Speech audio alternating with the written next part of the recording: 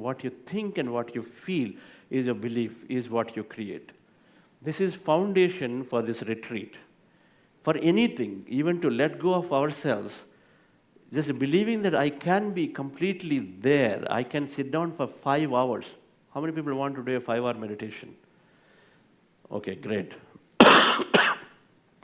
See, if our time permits that, we'll get to 5 hours, but we will do long enough meditations. If you believe that I can sit down, then you'll sit down. If we continue to have a dialogue and say, I don't think I can sit down, half an hour is the maximum, 1 hour is the maximum, that's all is good enough for me, then that's all we create, dear friends. It has to be an unwavering thought, unwavering mind. In one direction, you have to decide and say, I'm here in this retreat. If many, many people are able to meet masters, see mystical experiences, have clarity, have healing. One of the retreats, an youngster came, and he was not able to eat anything for 4 years. And the only thing he was able to eat was buttermilk. But then on the second day or third day later, he started eating everything that's given in our annadana, their food. And just happily went back and then apparently healed forever. That's all it required, for him to understand sufficiently that yes, my body can heal, and then let it go, and then it healed. So it's possible that whatever that I've come here for, it's possible that I can make it happen if you believe in it, dear friends. Turn to the person next to you and then explain to them what you've learned so far. Pair up one person with the other. You talk to them, explain, and then you, in case they missed any point or you want to add points, you explain back to them. Please do that. You're allowed to speak loudly. You don't have to be quiet, so it can be louder. 2 or 3, whatever this number. But everybody please participate.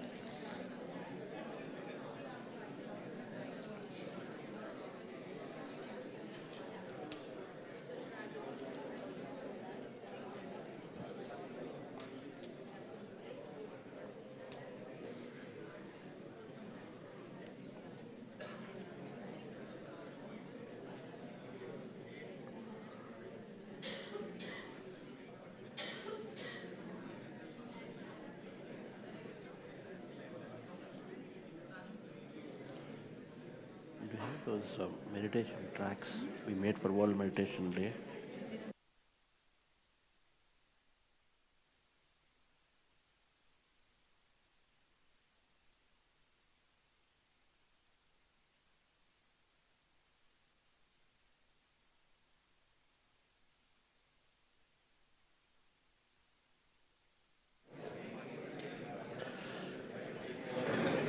Okay.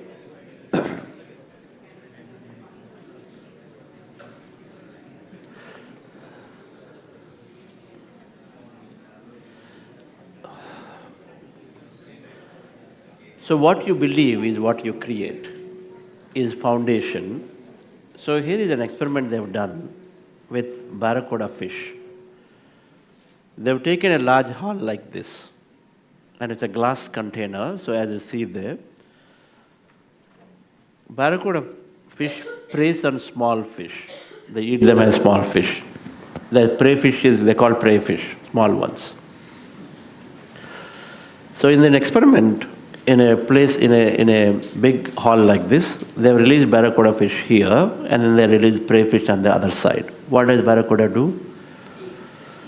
It'll go there and eat them, and then it'll start going around again. So they do it a second time, and a third time, and a fourth time. Then every time they do, then it keeps eating the fish and then coming back and going around. After some time, they put a toughened glass partition in the center. All right? And then they release barracuda. Barracuda fish is on one side, it is there. And the other side, now they release some more prey fish.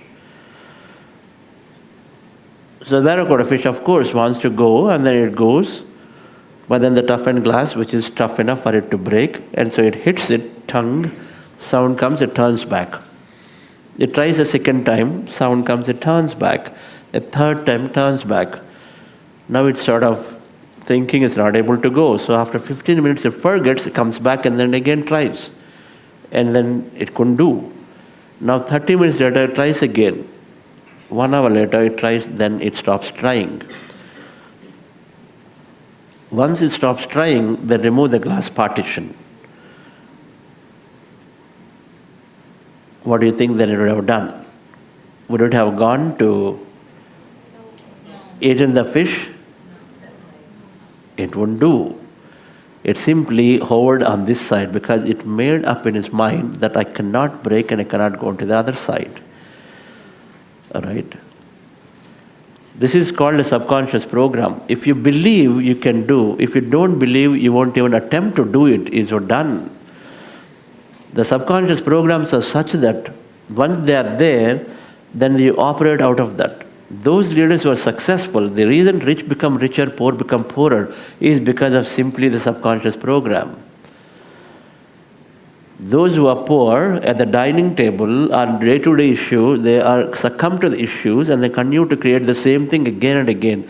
Those who are rich at the dining table talking about how to grow that one, as they keep growing things. That's all it is. Because what repeats is slowly becomes a program. And so the point, dear friends, is that if we believe in some way, so it's called our limitations of the subconscious that needs to be broken. The limitations of the subconscious, which are there like a heavy weight that we don't even realize they are there because our life is operated out of it. It's as simple as you taking a right turn when there is a right turn required on the driving road. You will simply take a right turn. Will you think about it?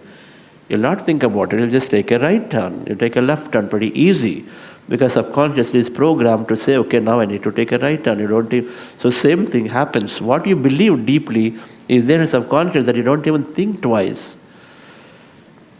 If you have a judgment about your capability, about meditation, then you concluded that I cannot sit for more than an hour, then that operates for you. Because that belief is there now. It's set into you after 3, 4, 5, 6 attempts. And so then we stay with it. Now even after, let's say you've taken a break, 6 months later you come back fresh. And then you're doing a couple of times. The third time it comes back where you are not able to maintain a regularity. You see, my old thing has come. You immediately gone back to your old self just by latching onto your old thinking. We need to figure out a way to stay on the new thinking. The old thinking is formed through repetition. So 90% of our life, most of it is through this. And so this needs to be changed. And then of course, the second aspect of the brain, which is the conscious mind aspect, which is where there's so much of restlessness in our body. So much restlessness is there in the body. One is full of limitation. 90% of life is through limitations. I can't do it. They won't change. The life is going to be this way. It's very difficult. My body will not heal at all. I've tried so many things. I've told my children so many times to come into meditation, they won't come. How many people have that one? You made a belief, you made a conclusion. I've told my husband, my spouse, she just won't get it. Oh, it's not required for them. Oh, they already know about it. We only make up and become a limitation around ourselves by believing, because now once you make that limitation and say they will never come, how can they come? Because they have to show up in front of you as that to fulfill your need, your wish is that they will never come, and so they cannot come. Are you with me on this? Our thoughts create reality, so what you think is what you create, what you attract, right? My daughter always comes late after partying. How many people have that strong statement you already made in your mind? She always comes late. My son won't listen. We made these statements. When we made these statements, and so they're showing up in front of us exactly to meet that statement to be true, because the whole field is working at a free will level. What you create, what you think is what you attract, fundamentally. So dear friends, so the second aspect is this restless mind, which is not allowing us to focus. And so we are having these thousands of thoughts. So meditation fundamentally is bringing it, all of it, to emptier and emptier, making fewer and fewer and fewer. All right. The second aspect of the mind that we are working at. We know this. Many of you practicing meditation become calmer. This happens. The first part of it, limitation, which is the 90%, has to be really, really looked at, because 90% life changes when you work on your beliefs. When you come into meditation, initially you will change a lot of beliefs, so a lot of things change. But a few things we really hold on to, for example, health. I tell you what, I did the first time, as soon as I came in, I experimented on my body. And then I decided, after my body healed, I decided from that day that I will not take any medication. I made my commitment to myself and said, I will heal anything and everything through my meditation. Once, here there is a hill I'll show you. Around 2006, we morning around 7 o'clock, three of us, myself in my, I guess, 30s, there is a youngster in 20s, and then a senior person in her 50s. Three of us just walked up, two volunteers and myself, all of us volunteers, walked up to the hill. It's about 4 kilometers from here. So we walked up to the hill, thinking that it's very nearby. And then we went up there. And then as we went up, and then nobody goes there to that hill, but it looked very easy to go, and so we just climbed up. No problem, we are in the forest anyway. As we climbed up, and then towards the end, there is a big boulder, 2 big boulders. In fact, I'll show you when we go there day after tomorrow, not to the hill, but to a tapas hill. From there you can see the hill. And there are 2 big boulders at the right at the top. And then when you go up there, you want to be at the top of the point. So I also climbed up to the point. The boulders are about 8 feet high. So somehow we crawled up onto the boulder. And then as I was just looking and then getting this, my aha moment, suddenly something came here. I said, what is this? I did this.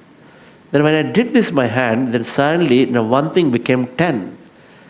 Before I realized I did this, then 10 became 1,000 around me. There are the bees, the forest bees that are there. Apparently, we don't know, while coming up, we disturbed something, and so then they're all madly going around me. Now, I'm 8 feet above. I can't just like that come. While climbing up, we climb up. Now, coming down is a lot more difficult. So I didn't know what to do. I said, jumped off. Then we started running, and somewhere there's a story. But eventually we were able, and then I had at least 300 bites on my back. The story, at least 300 bites on my back. Because what I did, I pulled my t-shirt and the bunion out and then tried to cover my head.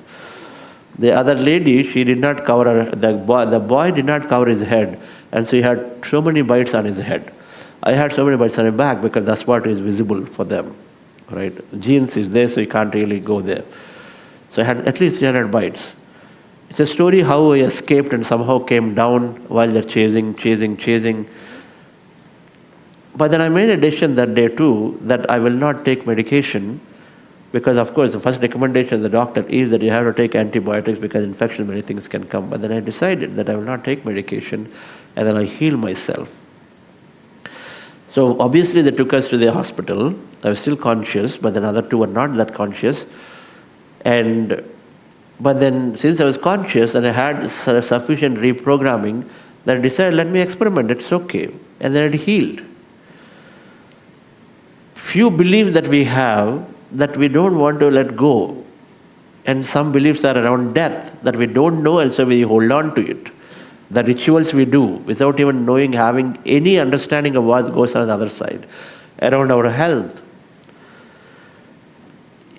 When we don't change some aspects, then we will not change many areas of our life, because the body is the most simplest thing that it is there with you, so you can experiment on it. And I saw Patriji being able to stay. I saw my younger brother being able to stay. Then I said, yes, it's possible. Many people are able to experiment on their health without reaching out to the Tylenol, reaching out to your Crocin, this and that. Be there, experiment yourself and say your body produces, understand the science and then produces. And so be with it, work with it, and so it can help you to heal. It is that way. If you cross one belief of significance, then you will cross many beliefs thereafter. Many beliefs thereafter. Many things happen naturally. All right. Since that time, not having to take medication, neither having to do any annual checkups. So just save a lot of time, saved, a lot of energy saved, a lot of anxiety saved when you're traveling, particularly to other countries and all of it, friends. So the second aspect, the third aspect, most important, is the disconnected mind. And so then we'll go into meditation. The three aspects of mind: very limited mind, very restless mind, very disconnected mind. Disconnected mind is saying that there are so many miracles can happen in our life. I could never imagine that when I started my career, even though I was very, very strong academically, that I will ever do anything like this, what I'm doing, because I was such an introvert. Such an introvert. Hardly had even spoken to some girls in my colleges also. Very, very few, because so much of introvert, I'm telling you. Co-education was not 12, but after that, at BITS Pilani it is possible, but still such an introvert, it is more around. But then slowly, meditation, when I got to meditation, changed me so much that you can now dream.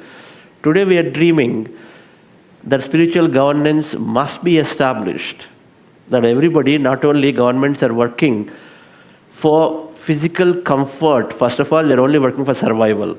Can I give food and then living house and this, that's all. Nobody is ever working for spiritual development. It has to come. If the spirituality of what exists is 99.99%, that has to be explored by every individual. That's not there. So we dream about it. We dream about a spiritual governance to come. We do everything for it, because meditation expands. So it's possible because you know that it is your potential is unlimited. You know that you can tap into it.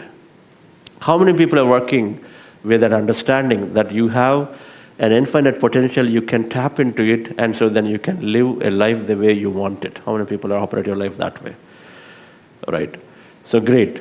So the third aspect of meditation, when we do, and then this is what happens when we disconnect ourselves completely, the disconnected mind is from the whole understanding that infinite potential field is there.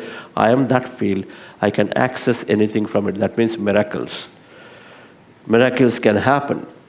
Is it possible that one of us become Prime Minister of India from here? Is it possible? Yes?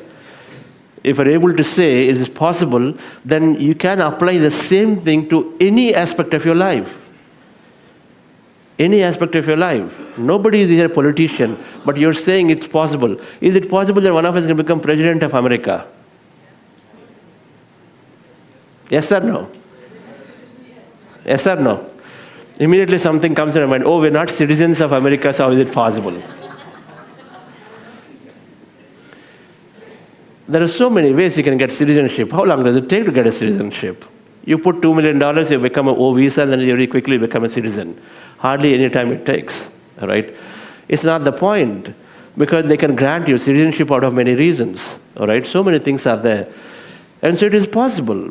If that is possible, dear friend, then it is possible that whatever that you are wishing to experience is possible. The only reason we don't do is because we're not decided to ourselves strongly that I will do it by myself. But we are readily, because I have money power, I have people, resources, access, we readily reach out and then get things done through them. We're not ready to give adequate time to ourselves. We're not determined enough strongly that I will live my life the way I want it. Today I have resources, tomorrow I don't have resources. What do you do? What do? You have a lot of people around you, you are happy. If there are nobody around you, can you be happy with yourself? Is it possible? We need to train ourselves. That's when we can truly become happy, when we train ourselves to be happy by ourselves, right? And so the disconnected mind is saying, the disconnected mind is not even aware that it is possible that I create a life that I want by myself through my own tapping into my potential. It's called the quantum field of intelligence, called consciousness. It's called my soul nature. Whatever the name you want to give, but there is something out there that I connect to every time I meditate. So meditation, and of course this is mapped to your brain in some way. Our 40-day programs will give you all of it. That's why I want to move forward quickly. But it does map to our brain in a way. That yellow color thing that I was talking about again and again is there in the center. Is there in the center, which is called the midbrain, which is called the seat of the soul. The midbrain, which is responsible for your long-term memory, that means beliefs. The midbrain is responsible for your feelings. It's called amygdala. These two are there. It's also responsible for your connection to the field called your pineal gland. They're all housed in this midbrain as a simple complex. It's right in the center, so they're protected so well. Nature is intelligent. So it's protected so well that right in the center, it cannot get damaged at all in that sense. It is right in the center. But it connects you to the field. It helps you to live with your instincts of feelings. It's made that way so that even if you learn a little bit, then you can carry your life. Your conscious mind, the big brain, which is what we become conscious. When you meditate, you become conscious. It's more awareness. You know what you're doing, rather than doing things with an unawareness. So the conscious mind expands with meditation.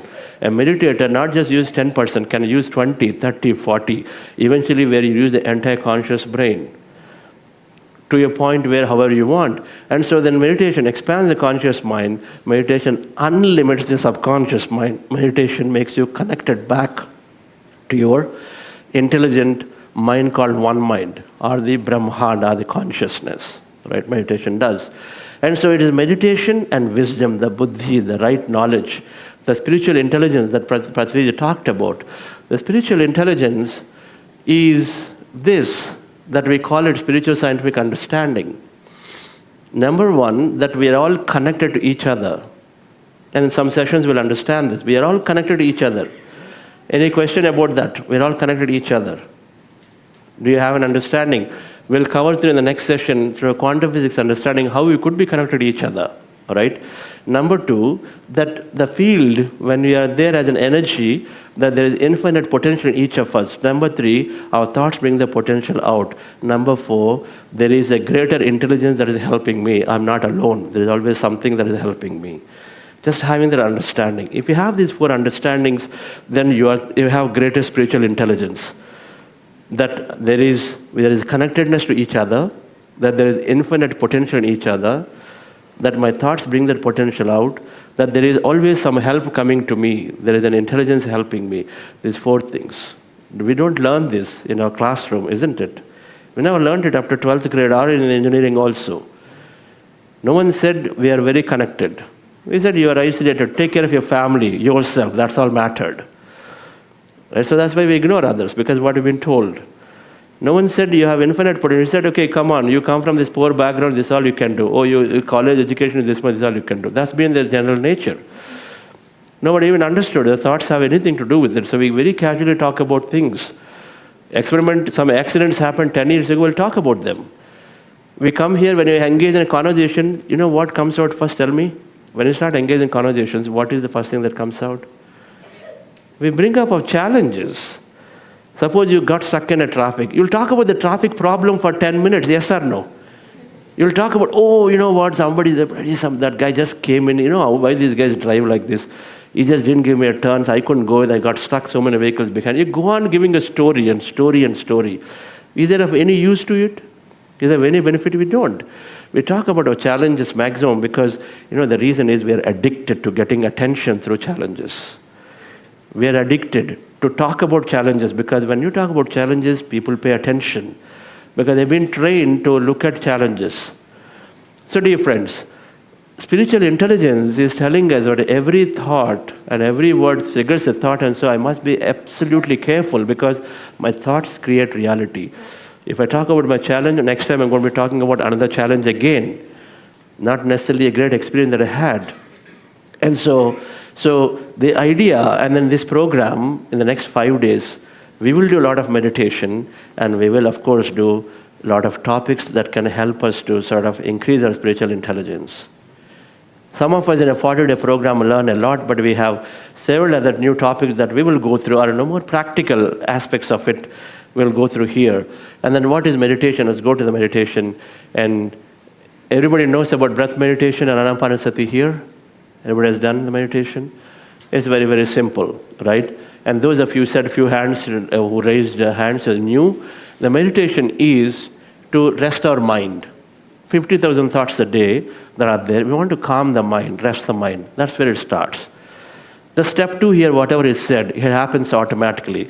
Our next session will give you some more idea of what that step 2 is, but it happens automatically. But all you have to do is to rest our mind. All right, friends, we'll go into a simple meditation. And the resting of mind happens by observing our natural breath. So the 3 steps: be mindful of a breath. Start with your breath. And then slowly when you start with the breath, mind becomes empty. And so you'll start experiencing empty mind. When the mind is empty, then you start experiencing everything around you, all totally emptiness. Emptiness all around. This is what happens in meditation. The process is very, very simple. If you thought there is going to be a lot of process, not at all. And so we'll come back to this later. So here is how we're going to do, and we'll go into a practice now, dear friends, and then we'll take a tea break. Relax yourself. You sit comfortably. The posture is this. Those of you sitting on the floor, cross your legs. Those of you sitting in the chair, cross your feet at ankle. Fingers into fingers, all of us. And then the hands rested in your lap comfortably. Those wearing glasses, remove them. Glasses are not required for meditation. All right, keep them aside. And then absolutely free of any bags, purses, anything from your laps. Just be clear. This is a safe place. Let them be out. And mobile phones, please turn them off or put them in vibrant mode. You don't want to be disturbing. There are 90 of us in this room at this point.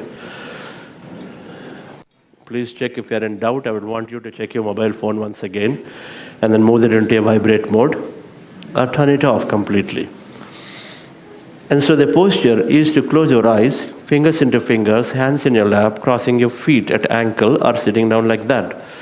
And then the process, just by closing your eyes, you're already reducing a lot of thought. The goal is to reduce thought and be in that thoughtless state, or an empty, lessened thought state. So by closing our eyes and then being there, we already have less thought. Then we do one more. We observe our breath, resting our attention on the nose and the middle of the eyebrows, preferably, at the middle of the eyebrows where the nose starts. Put your attention there. And then observe your natural breath that is going there, in and out. Where the breath is going in and out at that point, I want you to catch it and observe it.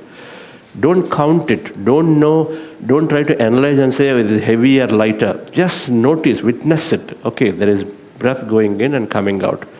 Just by observing your natural breath, the way it is, without tampering the breath. Slowly, when you observe, you will notice the breath becomes lighter and shorter. Thoughts also start coming down. Parallel to that, thoughts coming down automatically. So when you observe the breath slowly, thoughts start coming down. And you go into emptier, calmer states. I want you to be in that state. Be a witness to whatever happens in that state. In case you have thought, at any given time thoughts come and then interrupt your emptiness, then go back to observing the breath again. And again start the process all over. All right, friends? So this is what we're doing. We're not controlling the thought in this meditation. The way to go into emptiness is by observing the breath to begin with, and slowly as you go, and then automatically go into emptier states, and then you hover, you be in that empty state, witness whatever happens to you without analysis. So many things can happen. It's energy. So many energy feelings may be there, energy experience may be there in the body. Witness anything that happens involuntarily. That means without your involvement, something happens to you. I want you to witness all of it, what happens. In that emptier states, calmer states, you may notice something. If thoughts are there, and you know it is your thought, come back to the breath. Relax yourself, dear friends. Relax your body with your eyes closed.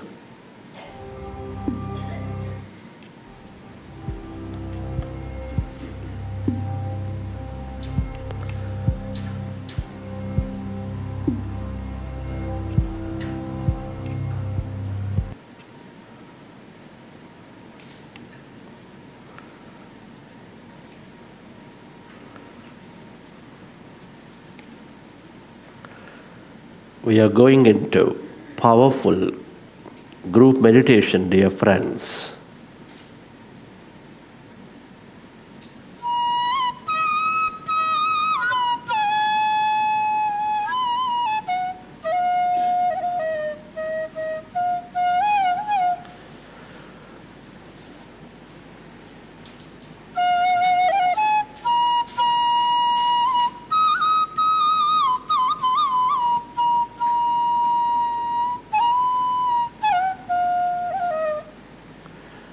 Observe your normal, natural in-breath and the out-breath, dear friends.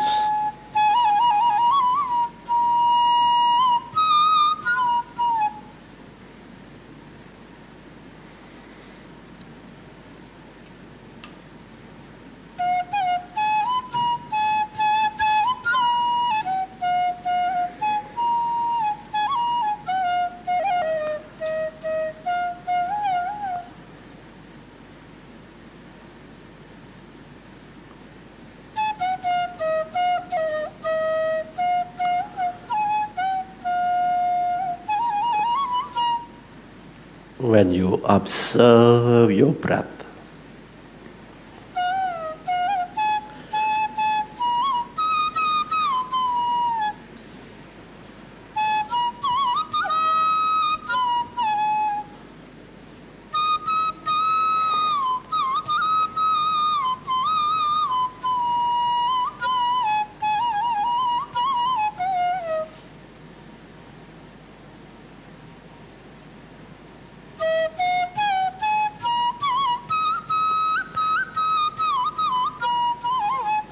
your mind is becoming less and less of thought.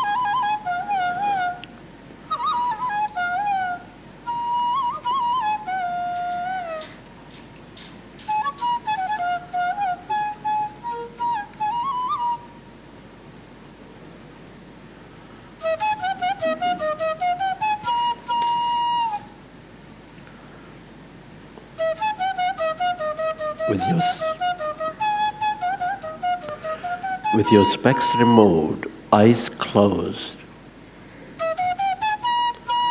allow yourself to slowly merge into your breath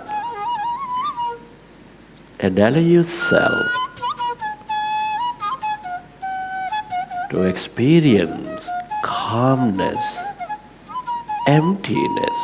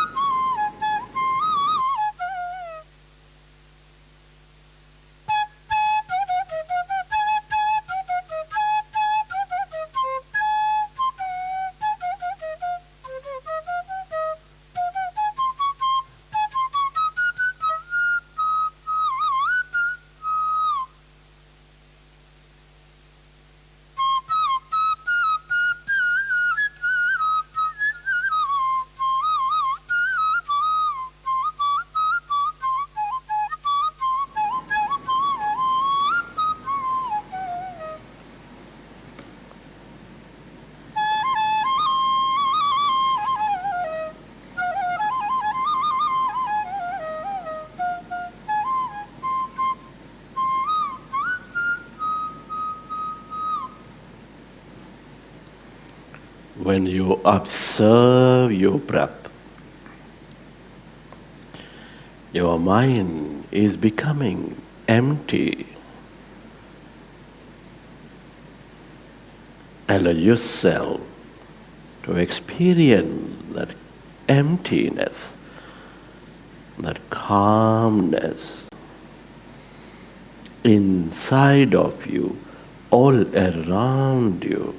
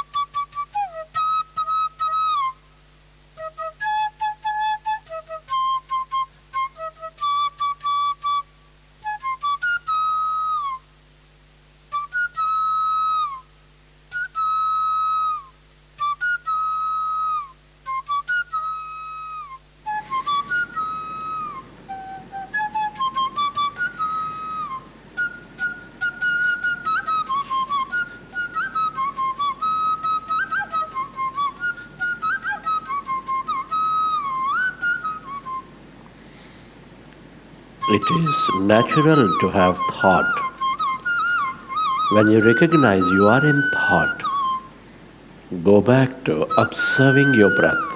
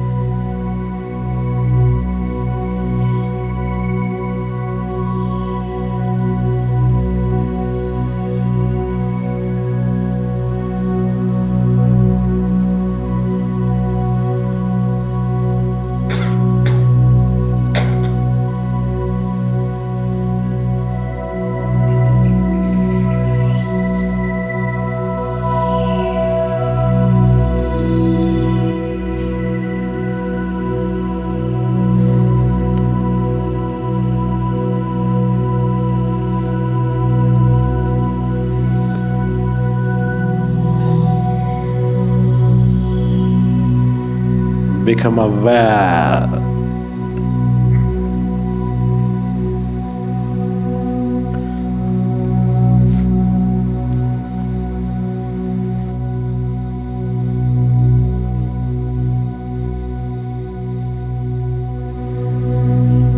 of the emptiness and blackness.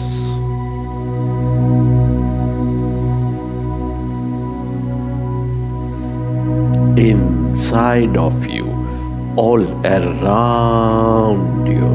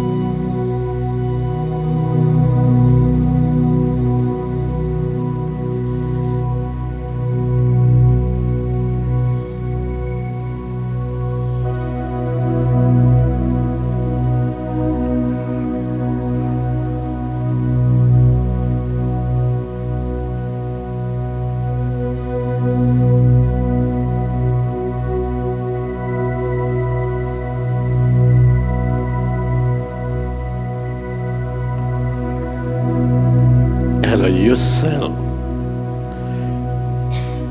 to experience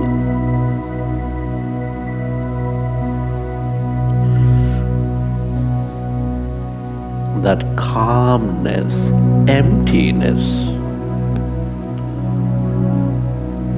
as you merge into your breath. That's energy.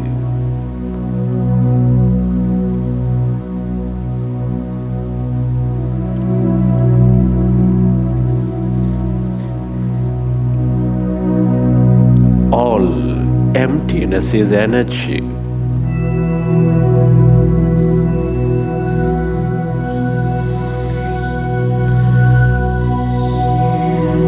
The quantum field of energy, the field of existence.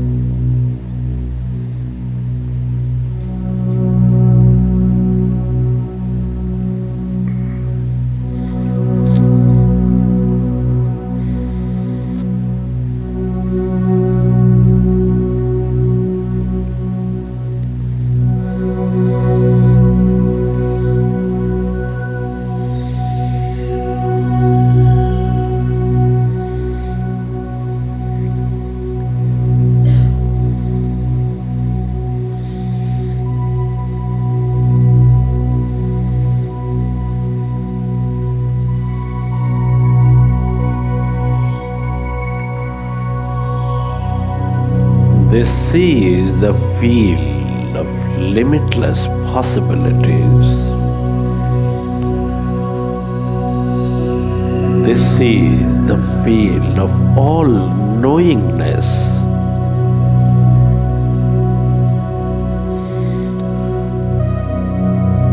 The more you are with it into this emptiness, that energy,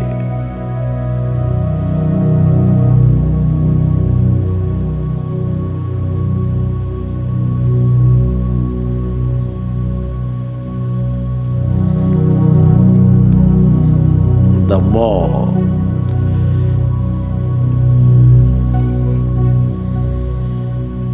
Insights you receive, the more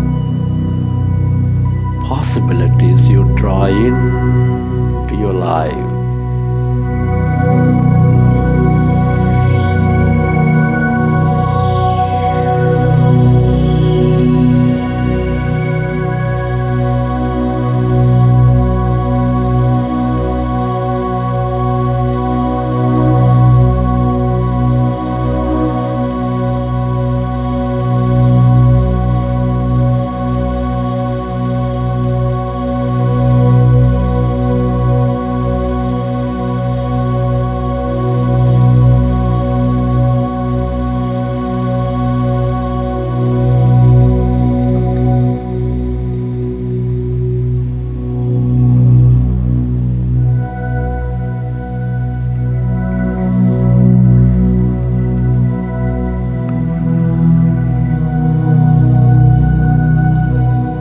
Stay aware of that emptiness,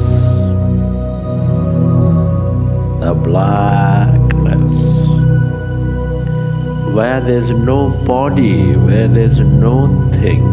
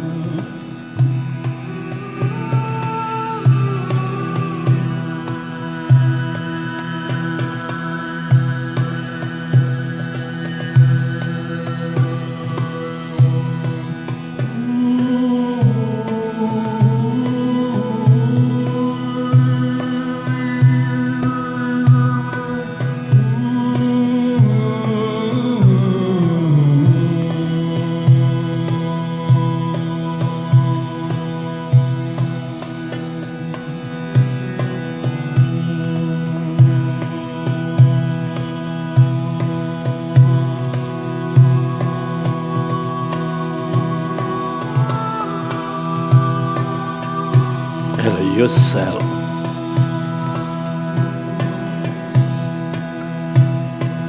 To experience that emptiness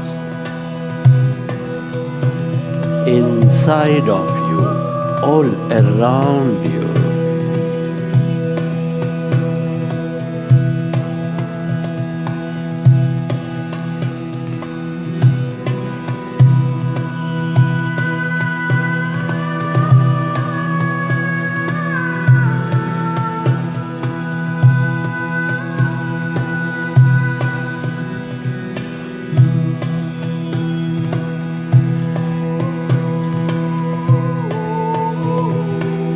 This is your greater mind.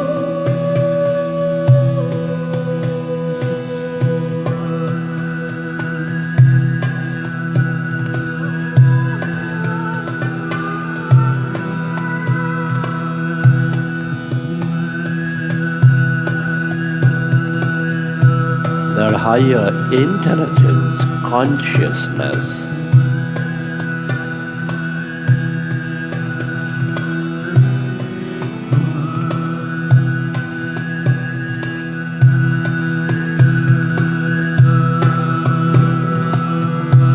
The more you are with it, with that emptiness, energy,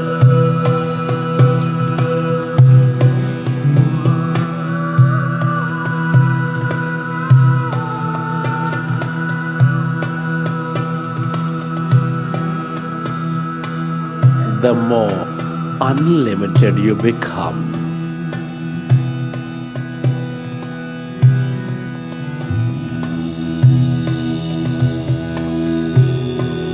The more connected you become.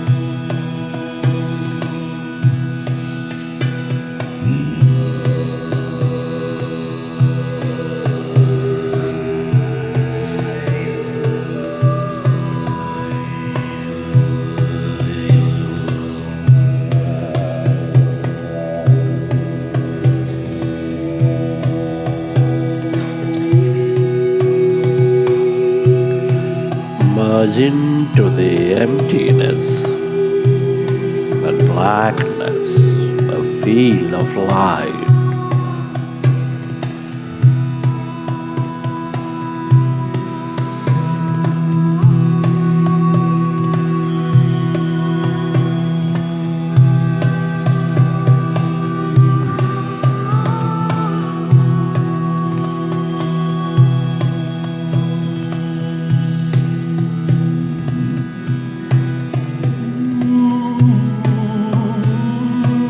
The more you are with it,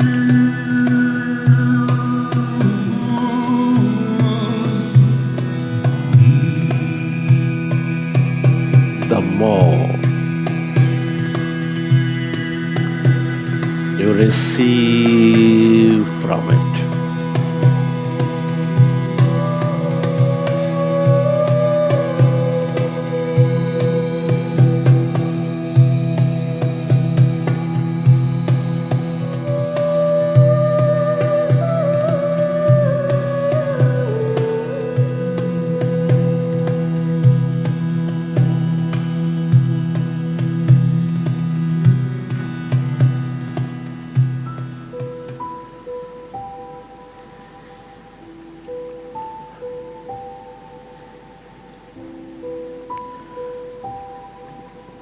Friends,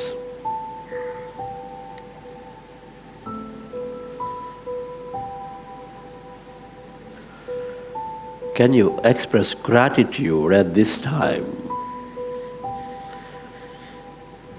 Gratitude moves us into coherence, helps us create more. Express gratitude to your parents for giving this beautiful connection to life. Be grateful to your teachers and mentors for expanding your knowledge and wisdom.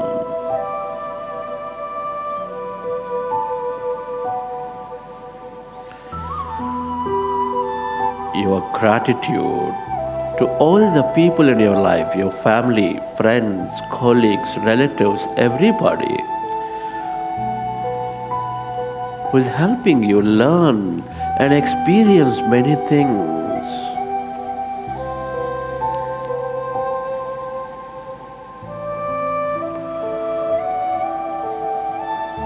Give thanks to this grand nature, the bird, the fish and the animals, for all that energy, beauty, mystery and more in our life.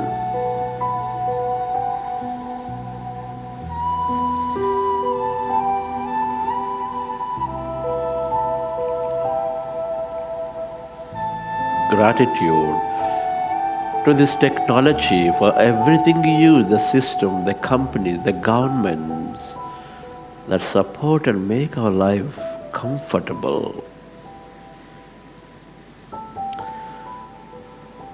Gratitude to yourself for caring for you, for caring for others, and to this intelligent universe, the quantum field, for helping us experience this life.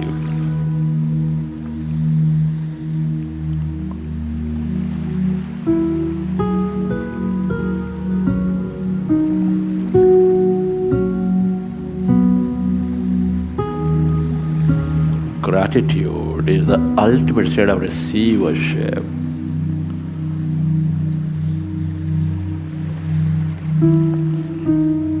Recollect your experiences from the session. How did you feel? What have you seen? And whenever you're ready, with your hands on your eyes for 5 seconds, then open your eyes.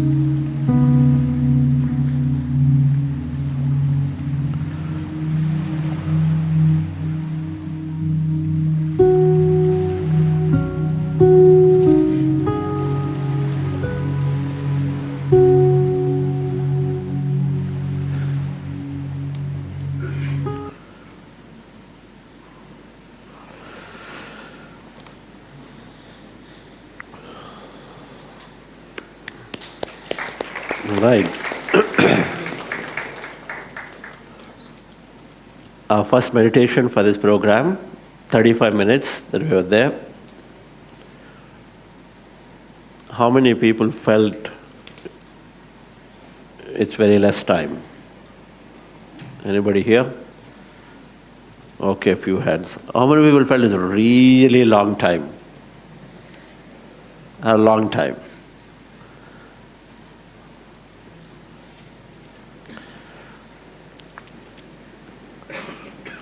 How is it for you, Vijay? Very short. Very short. Of course, we all traveled just now. Whole day we're traveling from different places. So we are settling down. Are you feeling calmer? Yes? He's very nicely settled in with his rug also on top, ready to go to sleep. Where did you come from? Your name? Came from Delhi, okay. Dubai. I just flew in from Delhi, but I came from... Yes, remember. But you live in Europe? I live in Europe. Okay.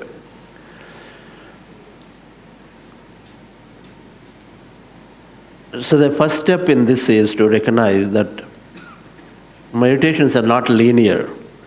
Meaning your experience in meditation is non-linear, the way you feel about it. Every meditation is a good meditation, provided don't quit.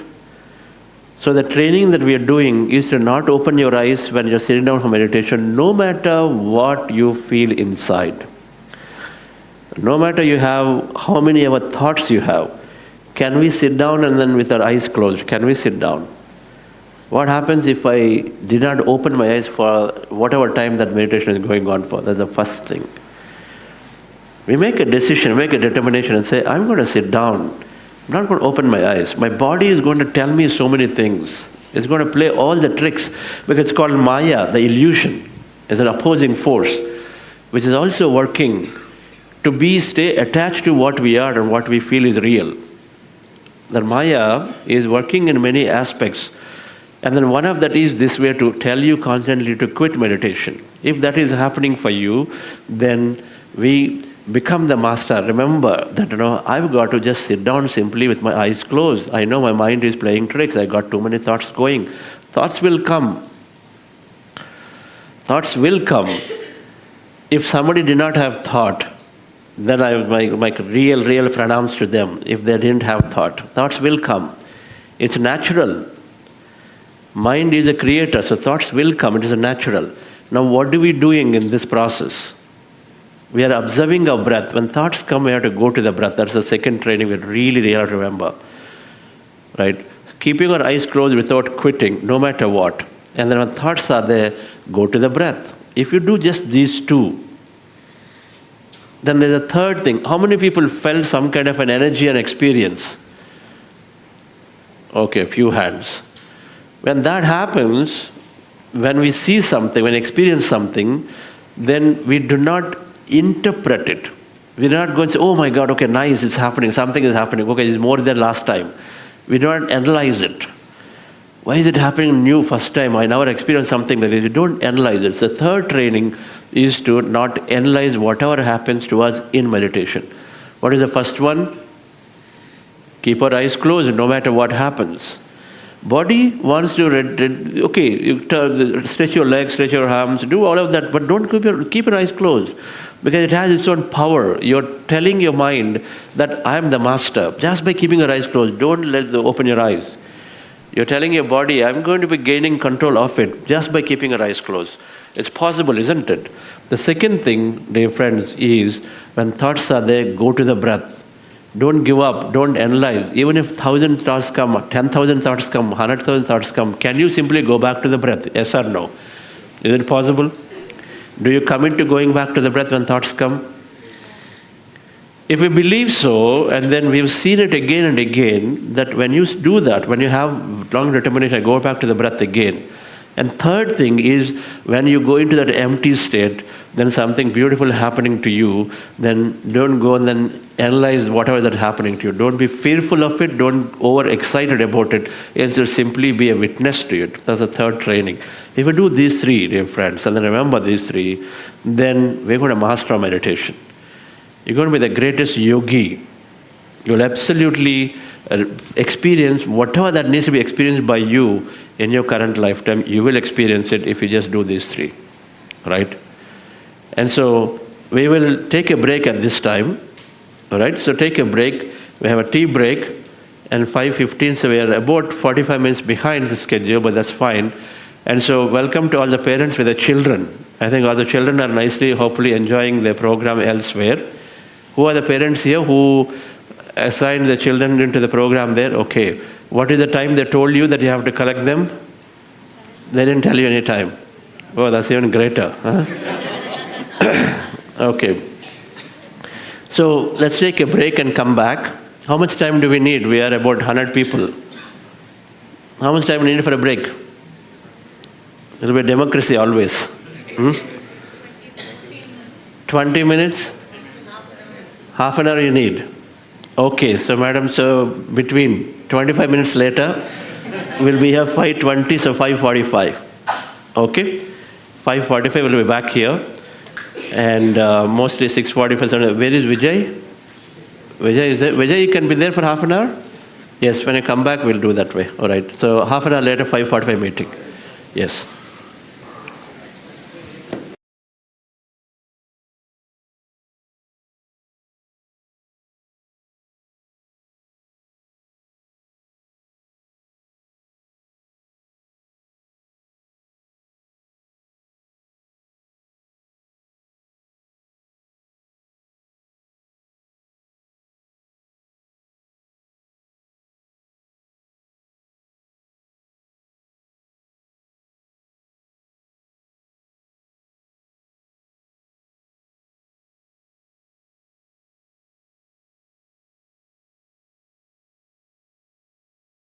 Bottle please reuse that water bottle, refill the water bottle.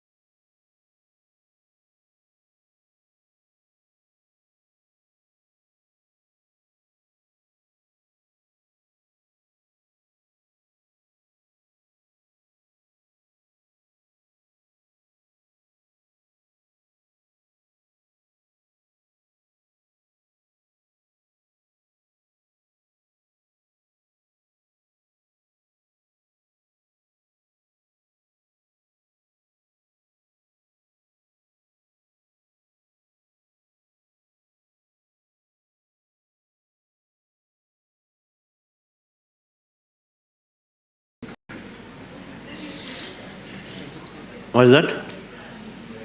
Yeah, play any music there. Play any music.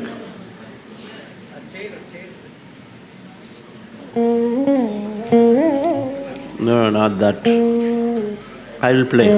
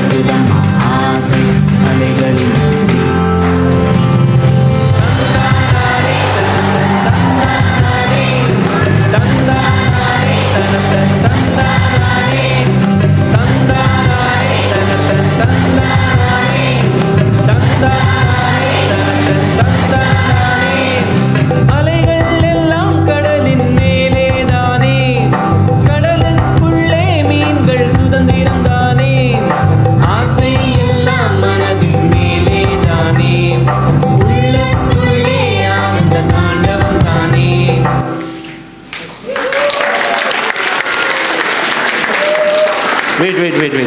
One more.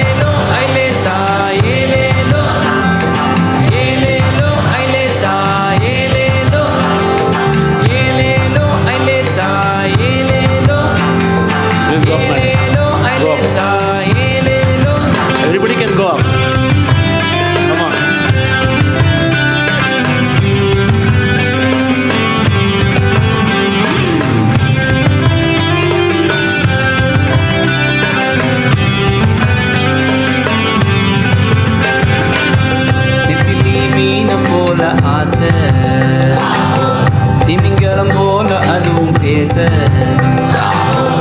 இவங்களெல்லாம் பிடிச்சு நானே வந்த பின்னும் நெத்திலி வாசம் இன்னும் பேச நெத்திலி மீன போல ஆசை திமிங்கலம் போல அதுவும் பேச திமிங்கலம் பிடிச்சு நானே வந்த பின்னும் நெத்திலி வாசம் இன்னும் பேச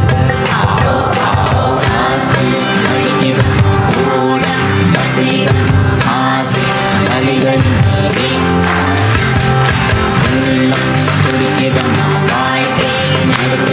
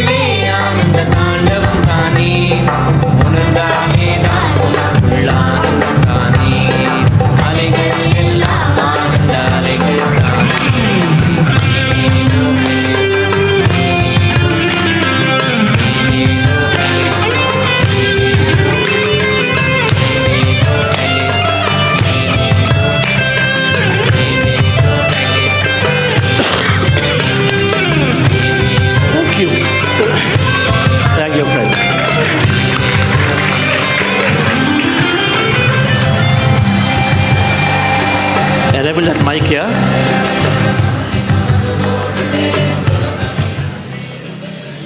I'll call him, yes. So, check. Please close your eyes. Don't talk with anyone. Be with yourself. Close your eyes.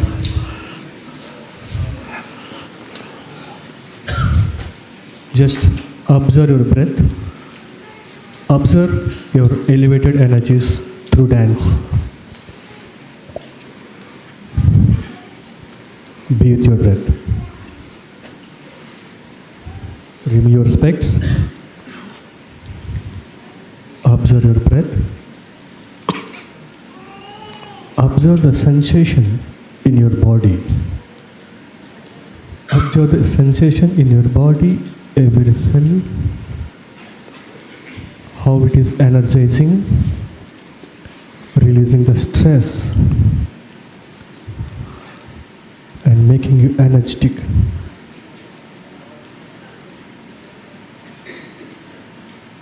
Be with your breath.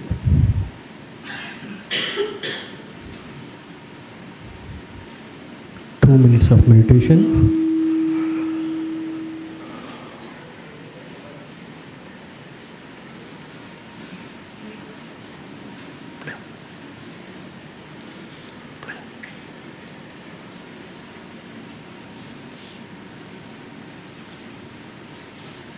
Feel the deep relaxation.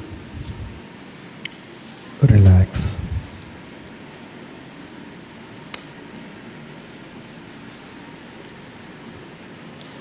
Energize your body, soul.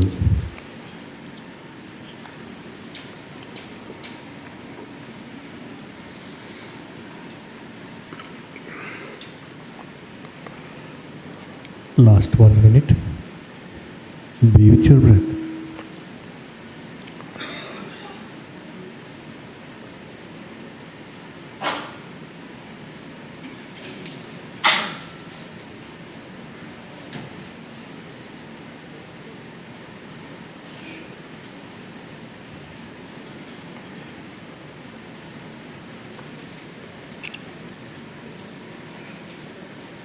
Okay, please. Keep your hands on your eyes for 5 seconds and gently open your eyes.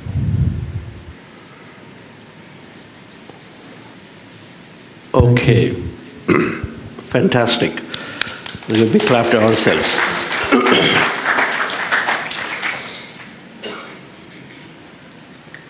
Letting go of our body is a very important aspect to go deep into meditation. So when there's an opportunity to speak, to dance, to do anything, forget about everybody else. Just be with yourself. This is the training that you want us to have when we are here. Unexpectedly something comes up, just do it. Anyway, you're given 5 days of your time. Very, very, very valuable, precious days of your time. End of the year. And so if you want to maximize, then one way for sure is letting go of our body. What others think about it. Can I dance? Can I do this, that? All that we got to forget. It's not about how good a dancer you are. It's about whether you are letting go of that feeling that I can't and I don't. That thing we have to just forget. Basically, the whole idea of meditation is to forget yourself. In an environment where nobody bothers about the other, if somebody bothered about you, that's their problem. Their problem. They're carrying things that are unnecessary for them. So it's their problem, not your problem. Take it that way. And so just be with yourself. My request, we have a master here, Vijay Garu. Vijay DG, please come. Yes? Who else? Somebody is there with you? Yes? Your team is there. Okay, first share, talk what you're saying, and then also, yes. I don't know. He requests for time, I said, okay, come. I don't know what it is, but I'm just giving because I know Vijay as a master. He's been meditating, he's come here to Pyramid Valley several times. He's become a coach by himself now, significantly propagating meditation. I assume so. Yes, sir. Please go ahead. Yes, Namaste. I am Vijay DG. I come here to give a gratitude. Gratitude to Chandra sir. I have attended 40 days Please session. introduce yourself. What do you do? I am Vijay DG. I am a holistic life coach. I am doing the program as a life education. I conduct a lot of program in this same hall. In 2022, in the Mega Pyramid, I have conducted a program for 1,400 people. Again, we are conducting next 7th to 11th, we are conducting the program in the same hall, about 200 people. Actually, this date is, we were supposed to do it. We come to know that you booked it. Otherwise, we would have done this the same day. Okay. Now, for this pyramid, from 2014, I've been coming to this place. This is a place, is a lot of transformation happened to myself. And the whole my life regenerated in this place only. A lot of new initiatives started. From businessman to, I become a life coach because of this place. What business you are doing? I was into direct selling. From 25 years, I'm into direct selling. And I have a many network, around 50,000 plus people are there. But along with the business, this education, I felt that it's needed for everybody. That's why I came here and met Patri sir, and with this meditation power, lot of new initiative I started. But especially the meditation part, I was not doing regularly. I knew that there is a huge power in meditation. Whenever I came to Pyramid Valley, only in the Pyramid Chamber, I used to do the meditation. In the house, I was not doing it. But the real meditation power introduced is that 40 days session. My wife introduced me to this session, 40 days in August 2023. Madam is here? No, actually she missed it. My sister Okay. is there. Go ahead. Actually, she is missing it. She has gone for a holiday. Okay. She has introduced a book called Miracles of Meditation. She just visited the bookshop and she went through all the book, and from there she connected and she recommended me. And that day, first day I attended it. From that day I have become a real fan of Chandra sir. And I started from the mid. I wanted to start the beginning one. But in the house I was not able to attend fully. That's why I came here. I booked the room on the Soul Nest for 8 days just to attend the recordings. I attended the recordings. Unfortunately, and on the same day I met Chandra sir directly. Why unfortunate? Is it unfortunately? Unfortunately, Is it okay? no, that was actually. It's okay, just kidding. Believe you. I was not at all aware that you are here. Yes. Chandu, Unexpectedly you met me. unexpectedly. It was shock for me actually. I did not know that I can meet Chandra sir directly, and from there again I came for this AMR. September 2023, myself and my brother, my wife came and attended 5 days. That day I have decided and I have promised Chandra sir that till my death I will do everyday meditation. Here only, in the same place only, because he is my mentor. If I commit to my mentor, I will not stop. Otherwise, there are chances of quitting many times. Now, from that day, 16th August 2023 till today, I never missed a single day. Okay. Regularly I am doing meditation. From last 20 days, I have started the meditation from 3 to 5 o'clock. Every day, yeah. Okay. My wife initiated that. I am doing that. And after that, I have constructed the pyramid and at the terrace in my house. 9 by 9 pyramid. Okay. That is giving a lot of breakthroughs in my life. And one more tragedy happened in my life. Okay, my mother committed suicide. I went to Chandra sir program in Delhi. Same day she committed suicide, but at that time I was fully broke. Why I am come here is to say thanks to Chandra sir, he saved me on that day. Literally my family collapsed. It was shock for us, and I don't know how to handle that because my mom was strong, but we missed it. I was not able to come out from that situation. I called Chandra sir. He spoke to me 45 minutes. Till that time, 3 days, I was into fully down. I was about to quit all my life. I was about to go to Himalaya. I was decided like that because it was a big shock for me. But then he consoled me. Then later on, all 4 of us went to his office. Thanks to ma'am and Chandra sir, both of them gave 3 hours time. They consoled us like anything. From that day, we actually retook our life actually. That is a time, sir, we never forget. From that day, we have come back. We were into fully guilt. Okay. All 4 of us, all family members were into guilt. Then he told one thing. Okay, you have done your best. But he has told one thing. Don't become a God. God. Because I am doing mistake. I can do mistake. I was not ready to accept that. I can do mistake also. And then that really consoled me. From that day, I started accepting the life. Okay, I know I am a life coach, but at that time, no education of mine was protecting me. Only Chandra sir has protected me. From that day, I really, after that, I constructed a pyramid, and we have been to Giza pyramid also, Egypt tour. And from there, after constructing the pyramid, a lot of new breakthroughs are started happening in my career. Before that, there was a huge challenge. In my career, there was a huge breakdown. Company, there was a huge conspiracy happened. A lot of breakdown happened in my life. But all this meditation and pyramid power, it's really, we started our second life, we can say. Now we are come back again. We are starting our program. And after this, from last April 2024, we started our education program. Before that, we used to do 2 hours only training. But from that day, we started introducing minimum 30 minutes meditation. Every session, every day, compulsory, we have introduced. After meditation only, they'll start the classes. And now, approximately more than 2,000 people trained. Regularly, more than 600 people are regularly, we are doing it. That is before that, I started doing it. Because of the quantum science, I came to know the real power of meditation. If it would have not been explained the science, maybe my analytical mind was not ready to accept it.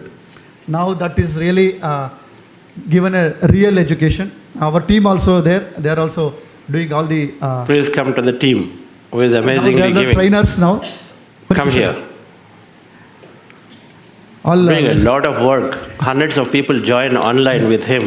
Yes. It's an amazing work that you're doing. It's wonderful. And this, I attended the 40-day session.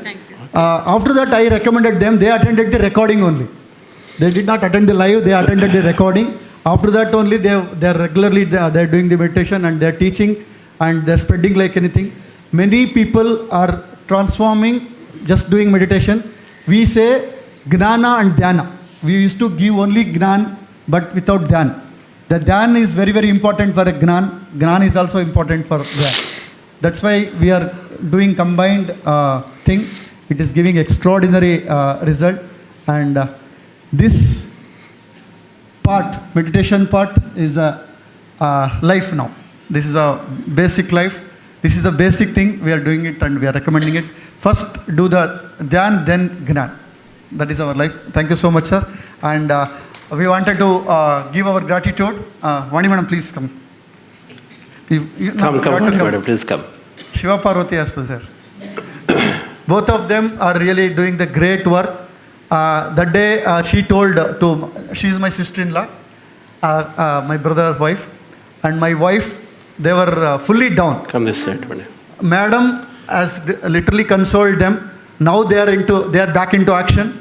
They were fully down. Now they are contributing. They are doing the best service to the mankind.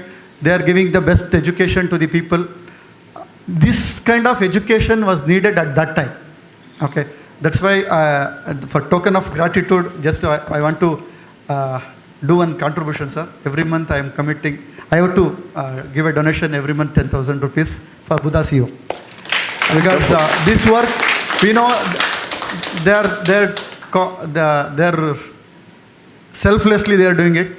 From small thing we want to do it. And this one check I'll just do some. This is for you. Please, sir. Okay. Please. Thank you. Who is the finance person here? Nagendra. Come, Nagendra.